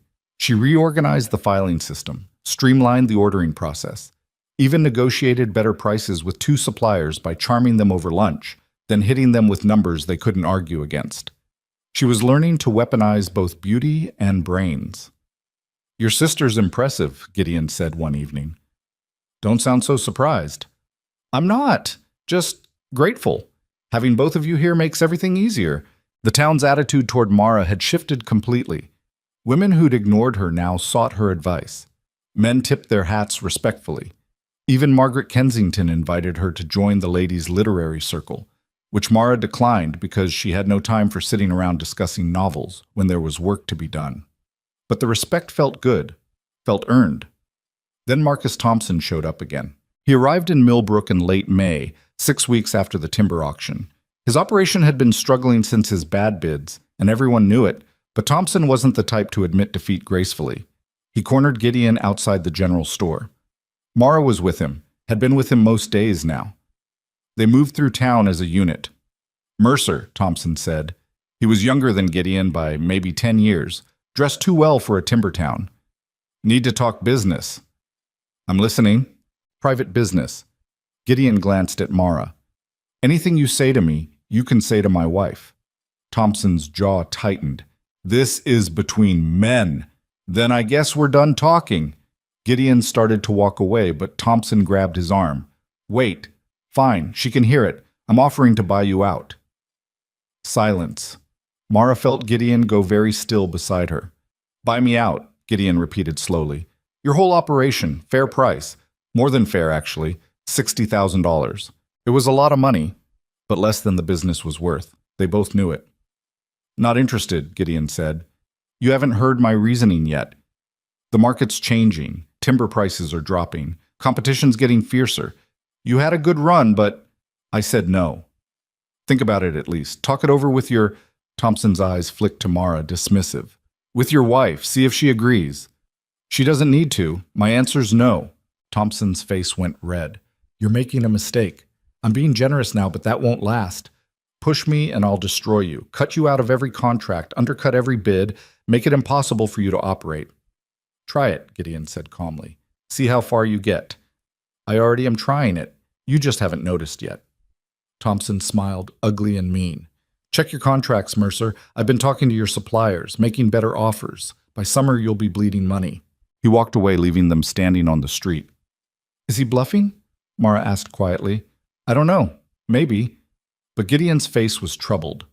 They went straight to the office and pulled every contract. Spent hours cross-referencing, checking dates, looking for signs of Thompson's interference. They found 3 suppliers who'd given notice of cancellation in the past week. 3 more who'd requested renegotiation of terms. He's not bluffing, Mara said. He's actually trying to squeeze you out. Gideon sat back in his chair, face gray. If I lose those contracts, I'll have to lay off workers, cut operations, maybe even... Don't think worst case yet. Let's figure out what we can do. They worked through dinner, through the evening, past midnight. Built scenarios, ran numbers, tried to find a path forward. Every option led to the same conclusion. If Thompson succeeded in stealing enough contracts, Gideon's operation would become unprofitable. Not immediately, but slowly, inevitably. I could sell, Gideon said around 2 a.m. His voice was hollow. Take Thompson's offer. $60,000 would be enough to start over somewhere else. Different business. Is that what you want? No, but I can't lose everything I built. 12 years of work, Mara, my entire adult life. She looked at him across the desk, saw the fear there, raw and real. This business wasn't just money to him. It was proof of his worth, proof he'd survived his father's abandonment and become something. You're not going to lose it, she said. You don't know that. Yes, I do, because we're smarter than him. We just need to think. I've been thinking for hours. Then think different. Mara stood, paced. Thompson's attacking your supply contracts. Fine. What if we don't need suppliers? What are you talking about? What if we became the supplier? Buy timber rights directly, cut out the middleman? It's riskier, requires more capital up front, but we'd control the entire chain, Gideon finished. His eyes sharpened. That could work if we had the money for land rights. We have some. Not enough, but some. And we could... She paused, idea forming. We could take on partners, other mill owners who are also threatened by Thompson, pool resources, buy rights collectively, distribute timber based on need. Gideon stared at her. That's actually brilliant. It's desperate. Same thing sometimes. They spent the rest of the night sketching out the plan. By dawn, they had a proposal solid enough to present. Gideon sent riders to 6 other mill owners, requesting an emergency meeting. 4 agreed to come. 2 declined, too scared of Thompson to risk involvement. The meeting happened in Gideon's office 3 days later. 6 men crowded into the space, all of them facing similar threats from Thompson's aggressive expansion. Mara stood beside Gideon as he laid out the plan. We form a cooperative, Gideon explained. Pool our capital, buy timber rights directly from the territorial government. Cut out suppliers entirely. We control the source. We control the market. And what's to stop Thompson from doing the same? Asked Harrison, owner of the second largest mill. Nothing, but we have a head start, and we have... Gideon glanced at Mara. We have someone who knows exactly which land parcels are worth buying and which are traps. The men looked at Mara. She stepped forward, unrolled the map she'd been working on for the past 2 days. Here, she said, pointing. These 3 parcels have the highest concentration of mature timber, easy access to the river for transport, Government's been trying to sell them for months. We buy these. We have supply for 2 years minimum. How much? Harrison asked. 30,000. Split 6 ways, 5,000 each. Silence. That was a lot of money. I don't have 5,000 liquid, someone said. None of us do, Gideon said. But we can borrow against our mills, use the businesses as collateral. That's risky. If this fails, Thompson takes us all down anyway. At least this way we're fighting back. The discussion went on for 2 hours. Arguments, calculations, fear masquerading as caution. But eventually, slowly, they agreed. 6 mill owners forming a cooperative, betting everything on Mara's strategy and Gideon's leadership. They signed the papers that afternoon, sent the bid to the territorial office the next morning, and waited. Thompson heard about the cooperative within days, showed up at Gideon's office, furious. You think you're clever, he spat, forming your little alliance, but you're just delaying the inevitable. The inevitable being what? Gideon asked calmly. Me owning this entire territory, every mill, every operation. It's just a matter of time. Time's funny. Sometimes it runs out when you least expect it. Thompson's eyes narrowed. Is that a threat? It's an observation. You're overextended, Thompson. You bid too high at the auction, you've been undercutting prices to steal contracts, you're hemorrhaging cash trying to squeeze everyone out. How long before you run dry? For just a second, fear flashed across Thompson's face. Then it was gone, replaced by arrogant confidence. I have backers. Money's not a problem. Everyone says that right before they go broke. After Thompson left, Mara turned to Gideon. Was he telling the truth about having backers? Probably, but backers get nervous when they don't see returns. If we can hold out long enough, make him burn through enough capital, he'll collapse before we do. That's the hope. It was a war of attrition now. Who could outlast who? Who would break first? The territorial government accepted their bid. The cooperative now owned 3 parcels of prime timber land. They started cutting immediately, crews working double shifts to stockpile supply before winter. Thompson retaliated by dropping his prices even lower, trying to undercut them so badly that customers had no choice. For a while it worked. Orders slowed. Some customers switched to Thompson's cheaper timber even though the quality was worse. Money got tight. Workers started worrying about wages. We need to do something public, Mara said one night. Show people we're not failing, that we're strong. Like what? A town meeting. Lay out the cooperative's success. Show the numbers. Let people see that we're not just surviving, we're winning. Are we winning? We will be, but people need to believe it first. They organized the meeting for the following week, held it in the church hall, same place as the New Year gathering that felt like a lifetime ago. Most of the town showed up, curious and worried. Gideon stood at the front and spoke plainly. No fancy rhetoric, just facts. The cooperative had steady supply, quality timber, fair prices. Jobs were safe. The business was solid. Then Mara stood up. She'd been nervous about this part, but Gideon had insisted. Some of you know me, she started. Her voice carried better than she'd expected. Most of you have known me my whole life. I was Thomas Whitlock's daughter, the plain one, the invisible one, the one who did the books while everyone else did the real work. Uncomfortable shifting in the crowd. People remembered. But I'm not invisible anymore. And this business, this cooperative, isn't invisible either. We're here, we're working, we're fighting for every job in this town.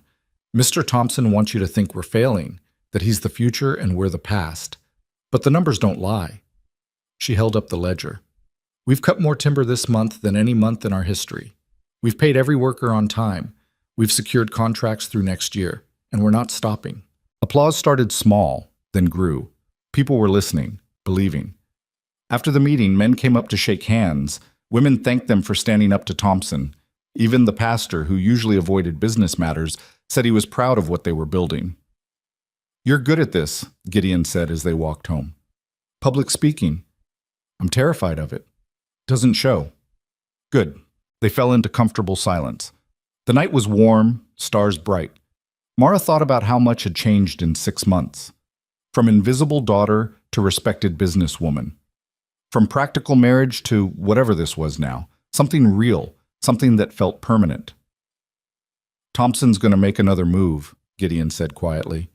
Something big. I can feel it. Let him. We'll be ready. But they weren't ready for what came next.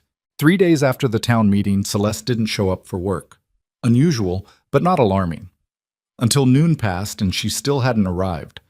Mara sent someone to check the mill house. The messenger came back white-faced. She's gone. Your father, too. House is empty. Looks like they left in a hurry. Mara's stomach dropped. What do you mean, gone? I mean gone. Clothes missing, personal items taken, left a note on the kitchen table. The note was short and devastating. Mara, I'm sorry. Thompson offered father a deal, money to pay off his drinking debts, position managing one of his mills. He said yes, insisted I go with him. I tried to refuse, but he's still my father. I couldn't. I'm sorry. I know I'm letting you down. Tell Gideon I'm sorry too. Maybe someday I can make this right. See, Mara read it 3 times, each time feeling more betrayed. Celeste had been doing so well, had been learning, contributing, becoming someone valuable, and she'd just left, chosen Thomas over everything they'd built. She didn't want to go, Mara said finally. Her voice sounded distant to her own ears. Doesn't matter, Gideon said. She went anyway. Your father took Thompson's bribe and your sister followed him. Because he's her father. She couldn't.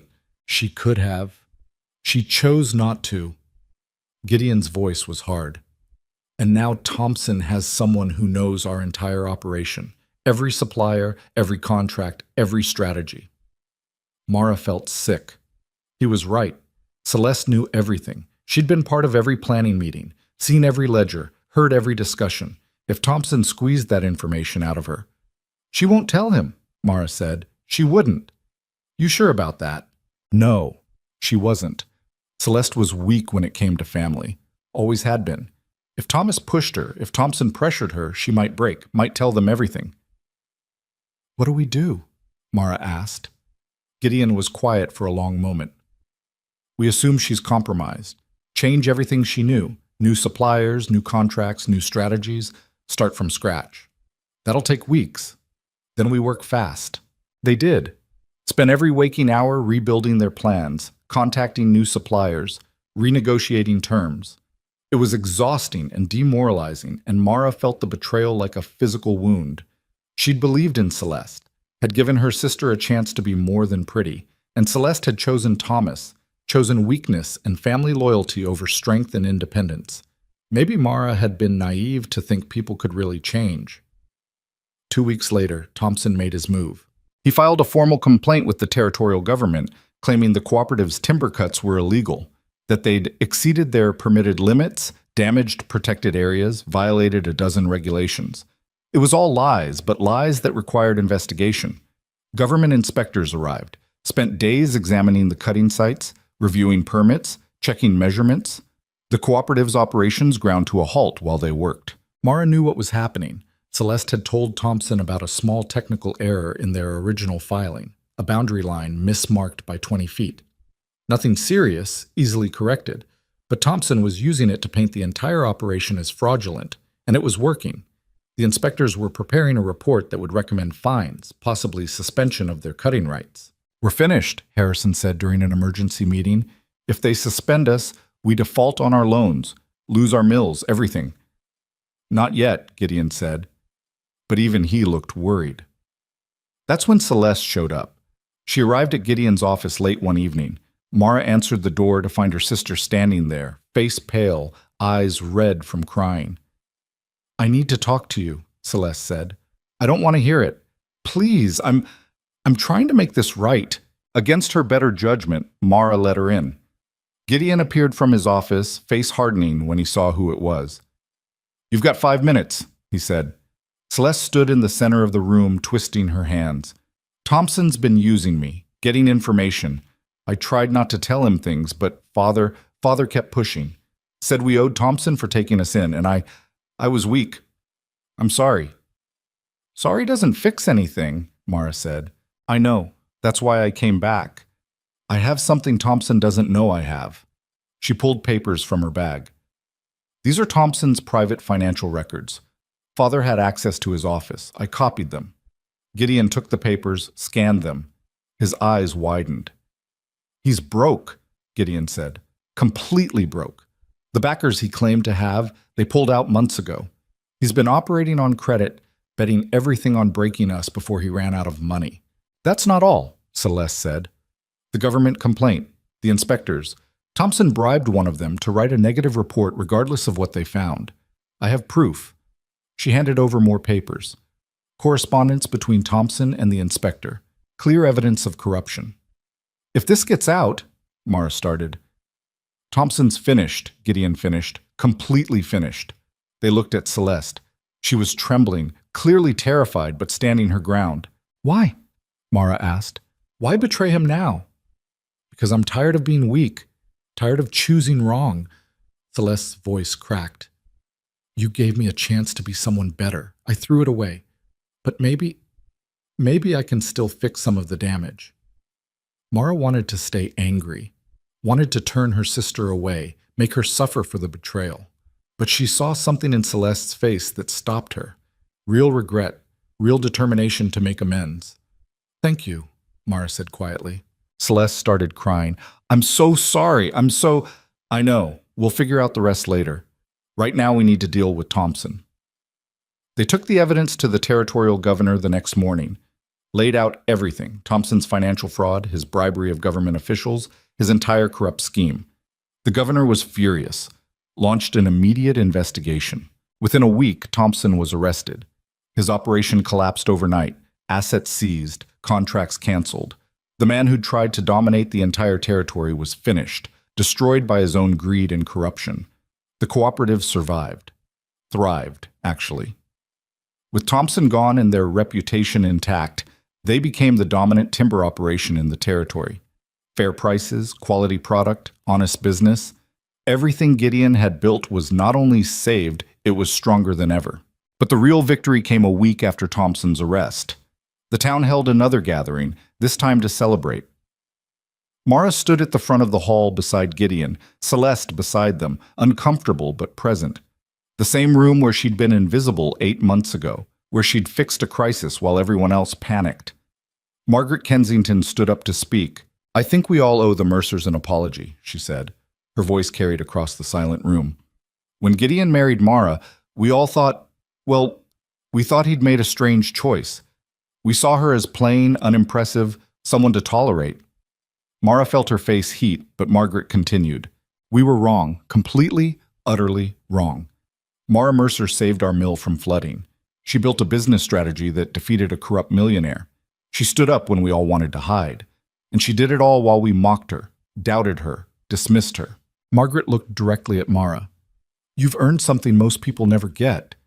Genuine respect. Not because you're beautiful or charming or easy to like, but because you're brave and smart and relentlessly competent. That's worth more than beauty. Always has been. The room erupted in applause. People stood, clapping, some wiping tears. And Mara felt something break loose in her chest. Years of being overlooked, dismissed, tolerated. All of it melting away in the face of actual recognition. Gideon's hand found hers, squeezed tight. Later, after the celebration ended and people filtered out into the warm summer night, Celeste pulled Mara aside. I don't expect forgiveness, she said. I know I don't deserve it, but I want to try again, if you'll let me. Mara looked at her sister, saw the hope there, fragile and genuine. We'll see, she said. Prove you mean it. Prove you can be strong. I will. I promise. Maybe she would. Maybe she wouldn't. But Mara found she was willing to give her the chance. That night, lying in bed beside Gideon, Mara stared at the ceiling and thought about everything that had happened. You're thinking too loud, Gideon said. Sorry. What about? About how I used to think respect didn't matter, that being useful was enough. And now? Now I know they're connected. Being useful earns respect. And respect makes you visible. Gideon rolled toward her. You were always visible to me. Liar. You saw me as a solution to a problem. At first, maybe, but that night, that New Year gathering, I saw someone who didn't need permission to act, who just did what needed doing. That's rare, Mara. Most people wait to be told what to do. You just do it. Is that why you love me? The words slipped out before she could stop them. They'd never said it, never put a name to what this had become. Gideon was quiet for a moment, then, yes, that's part of it. The biggest part, maybe. I love that you're strong and smart and completely yourself. No pretending, no games, just you. I love you too, Mara said quietly. Didn't expect to. Didn't think I could love someone I barely knew, but somewhere between the ledgers and the logjam and all the rest, I fell for you. He kissed her then, slow and deep and full of promise. We're pretty good at this, he said against her lips. The marriage thing. We're adequate. High praise from you, she smiled. Fine. We're better than adequate. We're actually happy. Yeah, Gideon said. We are. And they were. Two practical people who'd made a practical arrangement that turned into something neither of them expected. Something real and messy and imperfect and completely, absolutely worth it. Outside, Millbrook settled into sleep. The mills ran, the river flowed, life continued in the endless rhythm of work and survival. But inside that house on the ridge, Mara Mercer lay beside her husband and felt something she'd never felt before. Content. Not because everything was perfect, not because all problems were solved, but because she'd earned her place, proven her worth, found respect in a world that hadn't wanted to give it. And that was better than any fairy tale. Contentment lasted exactly 4 months. That's how long it took for the bottom to fall out of the timber market. Not gradually, not with warning. Just collapse. 1 week prices were steady, the next they dropped by 40%. Mills across the territory started closing. Workers got laid off by the hundreds. And the cooperative that had seemed so solid suddenly looked fragile as glass. It started with a telegram from Portland. Gideon opened it at breakfast, read it twice, then set it down very carefully. What? Mara asked. The railroad's canceling expansion plans. Won't need timber for new construction. His voice was flat, empty. That was our biggest contract. 3 years guaranteed. Just gone. Mara felt cold spread through her chest. How much of our revenue? 40%. They stared at each other across the table. 40%. That wasn't survivable. Not with their current overhead, their loan payments, their worker wages. We'll find other contracts, Mara said, but she heard the doubt in her own voice. Over the next week, it got worse. 2 more major contracts canceled. The cooperative's other mills started panicking, pulling out, trying to save themselves. Within 10 days, the alliance they'd built so carefully had fractured into desperate individuals scrambling for survival. Gideon barely slept. He'd leave before dawn, return after midnight, face drawn and gray. Mara worked beside him, running numbers over and over, trying to find a path forward. Every scenario ended the same way: bankruptcy within 6 months unless something changed. We have to cut workers, Harrison said during an emergency meeting. Half the crew, at least. It's the only way. That's 50 families without income, Gideon said. Better 50 than all of them when we go under completely. There has to be another way. There isn't. You know there isn't. Gideon looked at Mara. She wanted to offer an alternative, some brilliant strategy that would save everything, but she had nothing. The numbers were the numbers, cold and unforgiving. We'll announce layoffs Monday, Gideon said finally. Each word seemed to cost him something. Cut to skeleton crew, try to ride this out. That night, he didn't come to bed. Mara found him at 2 a.m, sitting in his office, staring at nothing. Gideon? I'm losing it all, he said quietly. 12 years. Everything I built, just disappearing. You don't know that yet. I do know. I've seen this before, watched my father's business collapse when I was a kid. Watched him drink himself to death over it. Watched him give up. Gideon's hands clenched. I swore I'd never end up like him. But here I am anyway. Mara sat beside him. You're not your father. Aren't I? He built something, it failed, he couldn't handle it. That's exactly where I'm heading. No, your father gave up. You're still fighting. Fighting what? Market forces? Economics? Can't fight numbers, Mara. They just are. She'd never heard him sound so defeated. It scared her more than the financial crisis. Tell me the worst case, she said. Actually tell me, what happens if we lose everything? Gideon was quiet for a long moment. We lose the business, the mills, this house, our savings. Everything gets liquidated to pay debts. We'd have maybe a few $100s left. Have to start completely over. And? And what? And would that kill you? Would starting over actually destroy you? It would destroy everything I've proven, that I'm not my father, that I'm not a failure. Gideon. Mara took his hand. You could lose every dollar, every asset, every physical thing you own. You'd still be the man who built an empire from nothing, who treated workers fairly, who fought corruption and won. Money doesn't prove your worth. What you've done, that proves it. Easy to say when we're not broke yet. I know, but I mean it. She squeezed his hand. I married you when you were rich and powerful. I'll stay married to you if we're poor and starting over. That doesn't change. For the first time in days, something shifted in Gideon's face. Not hope, exactly, but maybe. Maybe the beginning of acceptance. You really mean that, he said. Of course I do. What, you think I'm here for the money? A little bit, maybe. Originally. Originally, yes. Not anymore. Mara moved closer. I'm here because you're the only person who's ever seen me as more than useful, who's ever made me feel like I matter beyond what I can do. You matter. His voice was rough. You matter more than anything. They sat together in the dark office until dawn, not solving anything, not fixing the crisis, just being together, holding on to each other while the world threatened to crumble. The layoffs happened Monday. 50 workers let go. Mara watched them leave, saw the defeat in their faces, heard wives crying as their husbands explained there'd be no paycheck. It was brutal, necessary, but brutal. Harlan was one of them. He came to say goodbye, hat in his hands. No hard feelings, boss. Mrs. Mercer, you done right by us long as you could. I'm sorry, Gideon said. Ain't your fault the market collapsed. Harlan paused. For what it's worth, you're the best man I ever worked for. Treated us fair when others didn't. That counts for something. After he left, Gideon stood at the window, staring out at the nearly empty mill yard. That man saved your life on the log jam, and I just took away his livelihood. You gave him a choice between maybe keeping his job a few more months or definitely losing it when we go bankrupt. You made the hard call. Doesn't make it hurt less. The weeks crawled past. They operated on a skeleton crew, barely meeting existing contracts. Money bled out faster than it came in. The banks started making noises about calling in loans. Other mills in the cooperative collapsed completely, adding to the region's economic disaster. Celeste, who'd been tentatively rebuilding trust, doubled down.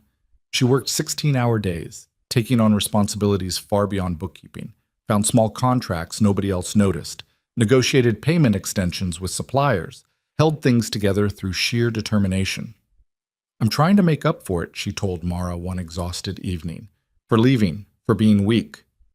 You're doing more than making up for it. You're actually brave now. Learned it from you. It was the first genuinely kind thing Celeste had said to her in years. Mara felt something old and hard crack open in her chest. Maybe they could actually be sisters. Real ones, not just related. But the financial situation kept deteriorating. By late October, they were 3 weeks from default. 3 weeks from losing everything. Gideon stopped coming to bed entirely. Slept at his desk when he slept at all. Mara would find him at dawn, hunched over ledgers, trying to find money that didn't exist. You need to stop, she said one morning. Can't stop. Have to find a way. There is no way. Not through the numbers. We've checked everything 50 times. Then I'll check 51. Gideon. She took the ledger from his hands. Listen to me. We're going to lose the business. That's just reality now.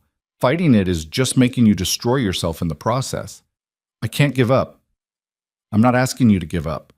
I'm asking you to accept what's happening. Face it instead of pretending you can stop it. His face crumpled. Just for a moment, his armor completely failed. I don't know how to do that. Don't know how to be the man who failed. You're not failing. The market failed. The economy failed. You just got caught in it. My father said the same thing right before he gave up completely. There it was. The real fear. Not losing money or status. Losing himself to the same weakness that destroyed his father. You're not your father, Mara said again. And you're not alone. That's the difference. He had no one. You have me. Gideon looked at her, really looked, like he was seeing her for the first time. What if having you isn't enough? What if I still can't handle this? Then we'll figure it out together, but you have to stop running from it. Have to actually face what's coming. I don't know if I can. Yes, you do. You're the bravest person I know. You just don't see it because you've spent your whole life measuring courage by whether you win or lose. But courage isn't about winning. It's about getting back up after you lose. Something broke in him then. He folded forward, face in his hands, and made a sound that was half sob, half gasp. Mara wrapped her arms around him and held on, while 12 years of pressure and fear and desperate determination finally came pouring out. They sat on the floor of his office while Gideon cried for the first time since he was a child. Ugly crying, the kind that came from somewhere deep and wounded. Mara just held him, offering no platitudes or false comfort, just presence. Eventually he quieted, pulled back, wiping his face, looking embarrassed.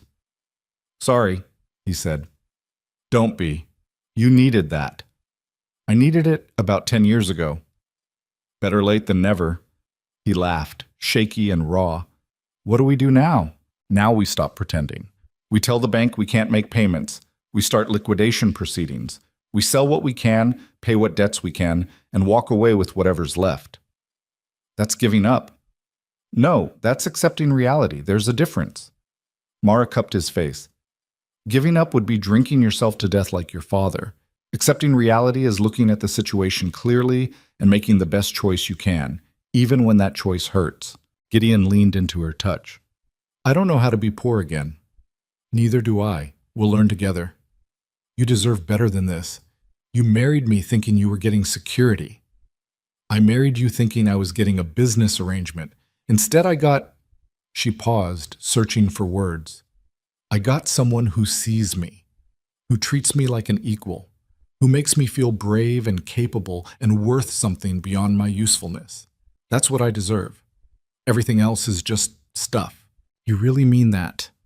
Every word. He kissed her then, desperate and grateful and full of something that felt like surrender, but was actually acceptance. The difference between giving up and letting go. They started the liquidation process the next day, contacted creditors, listed assets, began the painful work of dismantling 12 years of empire building. It was brutal. Every item sold felt like failure made tangible. But something strange happened. As the pressure released, as they stopped fighting the inevitable, Gideon started sleeping again, started eating. The gray pallor left his face. He was losing everything, but somehow looked more alive than he had in months. It's almost relief, he told Mara one night, not having to fight anymore, not having to prove anything. You never had to prove anything, not to me. I had to prove it to myself. The final accounting came in mid-November. After all debts were paid, all assets liquidated, they had $800. $800 from an operation that had been worth tens of thousands just months before. Well, Gideon said, staring at the number, at least we're not starting with nothing. What do we do now? I have no idea. They sat in the empty office, furniture sold, walls bare, everything stripped away. Just two people and $800 and no clear path forward. We could leave, Mara said. Start over somewhere else, Portland maybe, or California. Run away, you mean? Relocate, different thing. Gideon was quiet for a long moment. I don't want to run. This is home. Even broke, it's still home. Then we stay. Figure out what comes next here. Doing what? I'm a timberman, that's all I know. And the timber market's dead. So we do something else. Like what? Mara thought about it. About skills they had, resources they could access. About what this town actually needed beyond timber. Manufacturing, she said slowly. Everyone's focused on cutting timber, processing timber. But the market for finished goods, furniture, building materials, prefabricated structures, that's still steady. We can't compete in raw timber anymore. But we could build things. Gideon stared at her. That would take capital we don't have. It would take some capital, but not as much as running a mill. We'd need a workshop, some tools, skilled craftsmen. We could start small, make one thing really well, build reputation, expand from there. That's actually possible. It's a long shot, but it's something. They spent the next week investigating, talked to carpenters, furniture makers, anyone with skills beyond basic mill work. Found 3 craftsmen who'd been laid off and were desperate for work, pooled their remaining money, $600 after living expenses, and rented a small warehouse. It wasn't much. 1 room, drafty, with basic tools and high hopes. But it was a beginning. They started by making simple furniture, tables, chairs, bed frames, things people always needed regardless of economic conditions. Quality work, fair prices. Gideon handled construction. Mara handled books and sales. Celeste, who'd stuck with them through the collapse, managed materials and inventory. For the first month, they made almost nothing. Sold maybe 3 pieces total. Money got tighter. They moved out of the house on the ridge into a small rental in town, ate simple food, wore worn clothes, lived like they had when they were young and scraping by. But something shifted. The pressure was gone. The desperate need to maintain an empire, to prove worth through wealth, all of it had burned away. What remained was simpler, more honest. "I like this," Gideon said one evening. They were working late, finishing a commission for a dining table. "Making things with my hands again. Not just managing, actually building." "It's humbling," Mara said. "It's honest." He looked at her across the workshop. "I spent 12 years building something to prove I wasn't my father, but I became just like him anyway, desperate, terrified of losing what I had, measuring myself by money. He gestured at the simple workshop. "This is what I should have been doing all along." Don't romanticize poverty. It's hard. I know, but at least it's real. Business picked up slowly through December. Word spread that the Mercers were making quality furniture at good prices. Orders trickled in, then steadied. By Christmas, they'd hired 2 more workers and were operating at near capacity. It wasn't empire building, but it was sustainable, honest work that paid enough to live on. And somehow that felt like enough. Thomas showed up one cold January morning. He looked terrible, thin, aged, worn down by drink and guilt. He stood in the workshop doorway like he wasn't sure he was welcome. "Mara," he said quietly, "can we talk?" She wanted to refuse, wanted to turn him away after everything he'd done. But Celeste caught her eye, gave a tiny nod. So Mara led her father outside. "I'm sorry," Thomas said immediately, for all of it. The stealing, the drinking, the weakness. For not being the father you needed. Bit late for apologies. "I know, but I wanted to say it anyway. You deserved better. Both my daughters did." He looked at the workshop. "Heard you're making furniture now. That Gideon lost the timber business." "We lost it together." "But you stayed, even when the money was gone." "Of course I stayed. I married him, didn't I? For practical reasons." That's what Celeste said. Started practical, became real. Mara crossed her arms against the cold. "What do you want, Father?" "To make amends. I'm sober now. 2 months. Got a job at the general store, stocking shelves. It's not much, but it's honest. And I wanted you to know. Wanted you to see that maybe I'm trying." Mara looked at her father, saw genuine regret, genuine effort. It didn't erase the past, didn't fix the years of damage, but it was something. "Keep trying," she said. "Keep being sober. If you can manage 6 months, we'll talk about actually rebuilding something." 6 months, I can do that. We'll see." He left. Mara stood in the cold for a moment, feeling the weight of complicated family history. Forgiveness wasn't clean or simple. It was messy, conditional, earned in small increments. But maybe that was okay. Maybe real relationships were always messy. Spring came early that year. The workshop thrived. They expanded into custom cabinetry, specialized pieces that showcased real craftsmanship. Gideon's reputation as a furniture maker grew. People traveled from other towns to commission work, and slowly, grudgingly, they started accumulating money again. Not empire wealth, just comfort. Enough to move into a better house, enough to hire more workers, enough to breathe without constant fear. "We should expand," Celeste said one day. "Open a second workshop, maybe in Portland." "Maybe," Gideon said, but he didn't sound enthusiastic. Later, Mara asked him about it. "You don't want to expand?" "I don't want to build another empire. Don't want to spend my life chasing more, bigger, better. This He gestured around the workshop. This is enough. I'm happy here. Really? No ambition left? Plenty of ambition, just different kind. Want to make beautiful things, want to spend time with you, want to live a life that means something beyond accumulating wealth. He pulled her close. I spent 12 years trying to prove I was worth something by building an empire, and I learned something when it all collapsed. What? That my worth was never in what I built. It was in who I am, and who I'm married to, and the life we're making together. He kissed her forehead. That's enough. More than enough.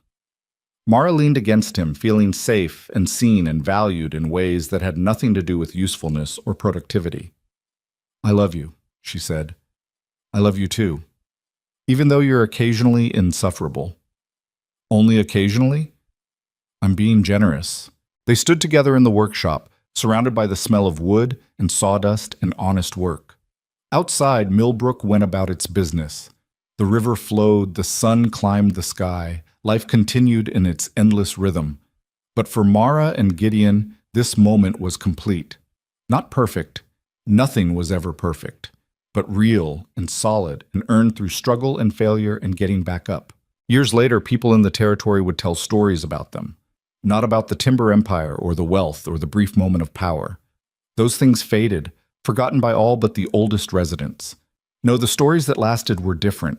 Stories about the woman who walked onto a death trap logjam and saved a town.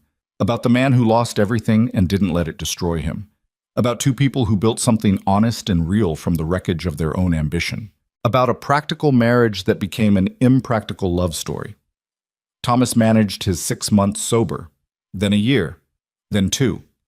He became a fixture at the workshop, teaching younger workers, staying steady through sheer determination.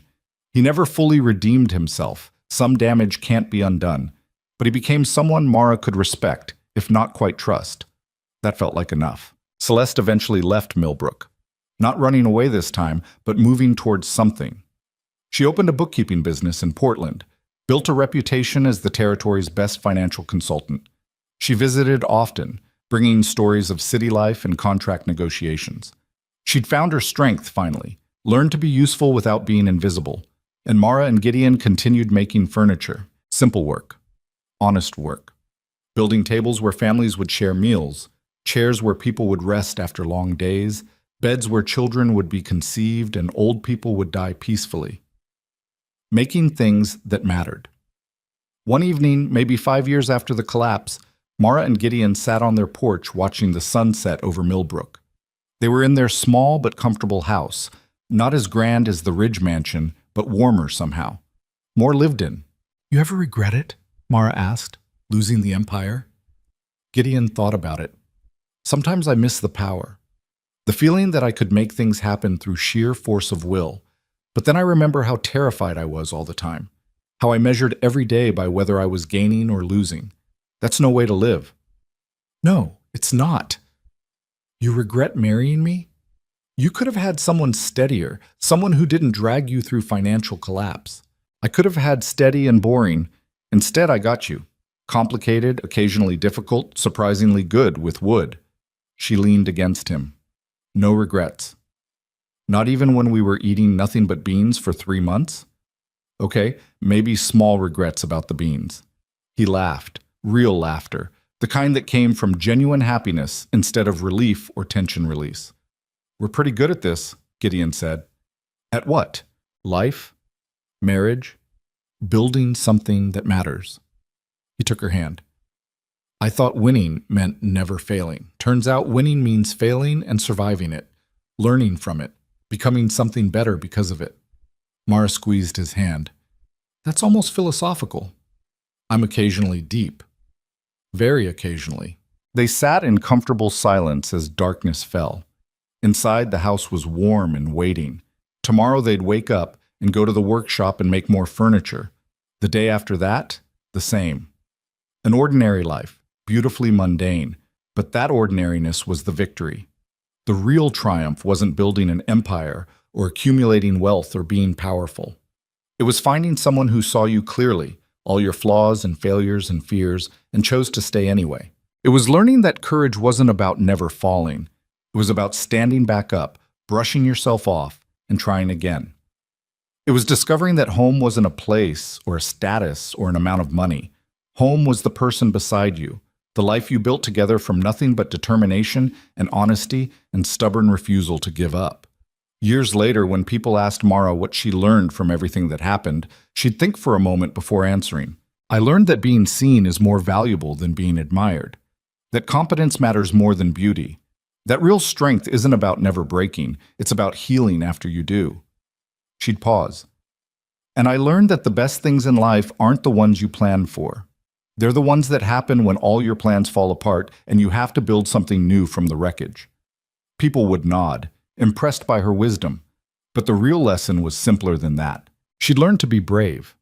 Not fearless, that was impossible, but brave enough to act despite fear, brave enough to risk everything for people who mattered, brave enough to stay when leaving would have been easier. And she'd learned that sometimes the practical choice, the logical, sensible, reasonable decision leads to the most impractical outcome. Like two strangers marrying for survival and discovering they'd found something far more valuable than security. They'd found each other. And in the harsh borderlands where timber ruled and hardship was currency, where only the strong survived and compassion was seen as weakness, two practical people proved something the entire territory needed to learn. That the strongest bond isn't forged by passion alone. It's forged by courage, loyalty, and two people willing to face the storm side by side. Not because it's easy, not because it's romantic, not even because it makes sense, but because some things, some people, are worth fighting for, worth bleeding for, worth building a life around. That's what Mara and Gideon proved, not through grand gestures or dramatic declarations, but through the quiet accumulation of days, the steady work of showing up, being honest, choosing each other again and again, through surviving flood and ruin and public scorn, through losing everything and discovering that everything wasn't actually lost. Because what mattered most couldn't be liquidated or sold or taken away by market forces. What mattered most was this: two people, one small workshop, and the imperfect, messy, beautiful life they built together. That was the real victory, the real triumph, the real happy ending. Not perfect, never perfect, but absolutely, completely real. And in the end, real was better than any fairy tale.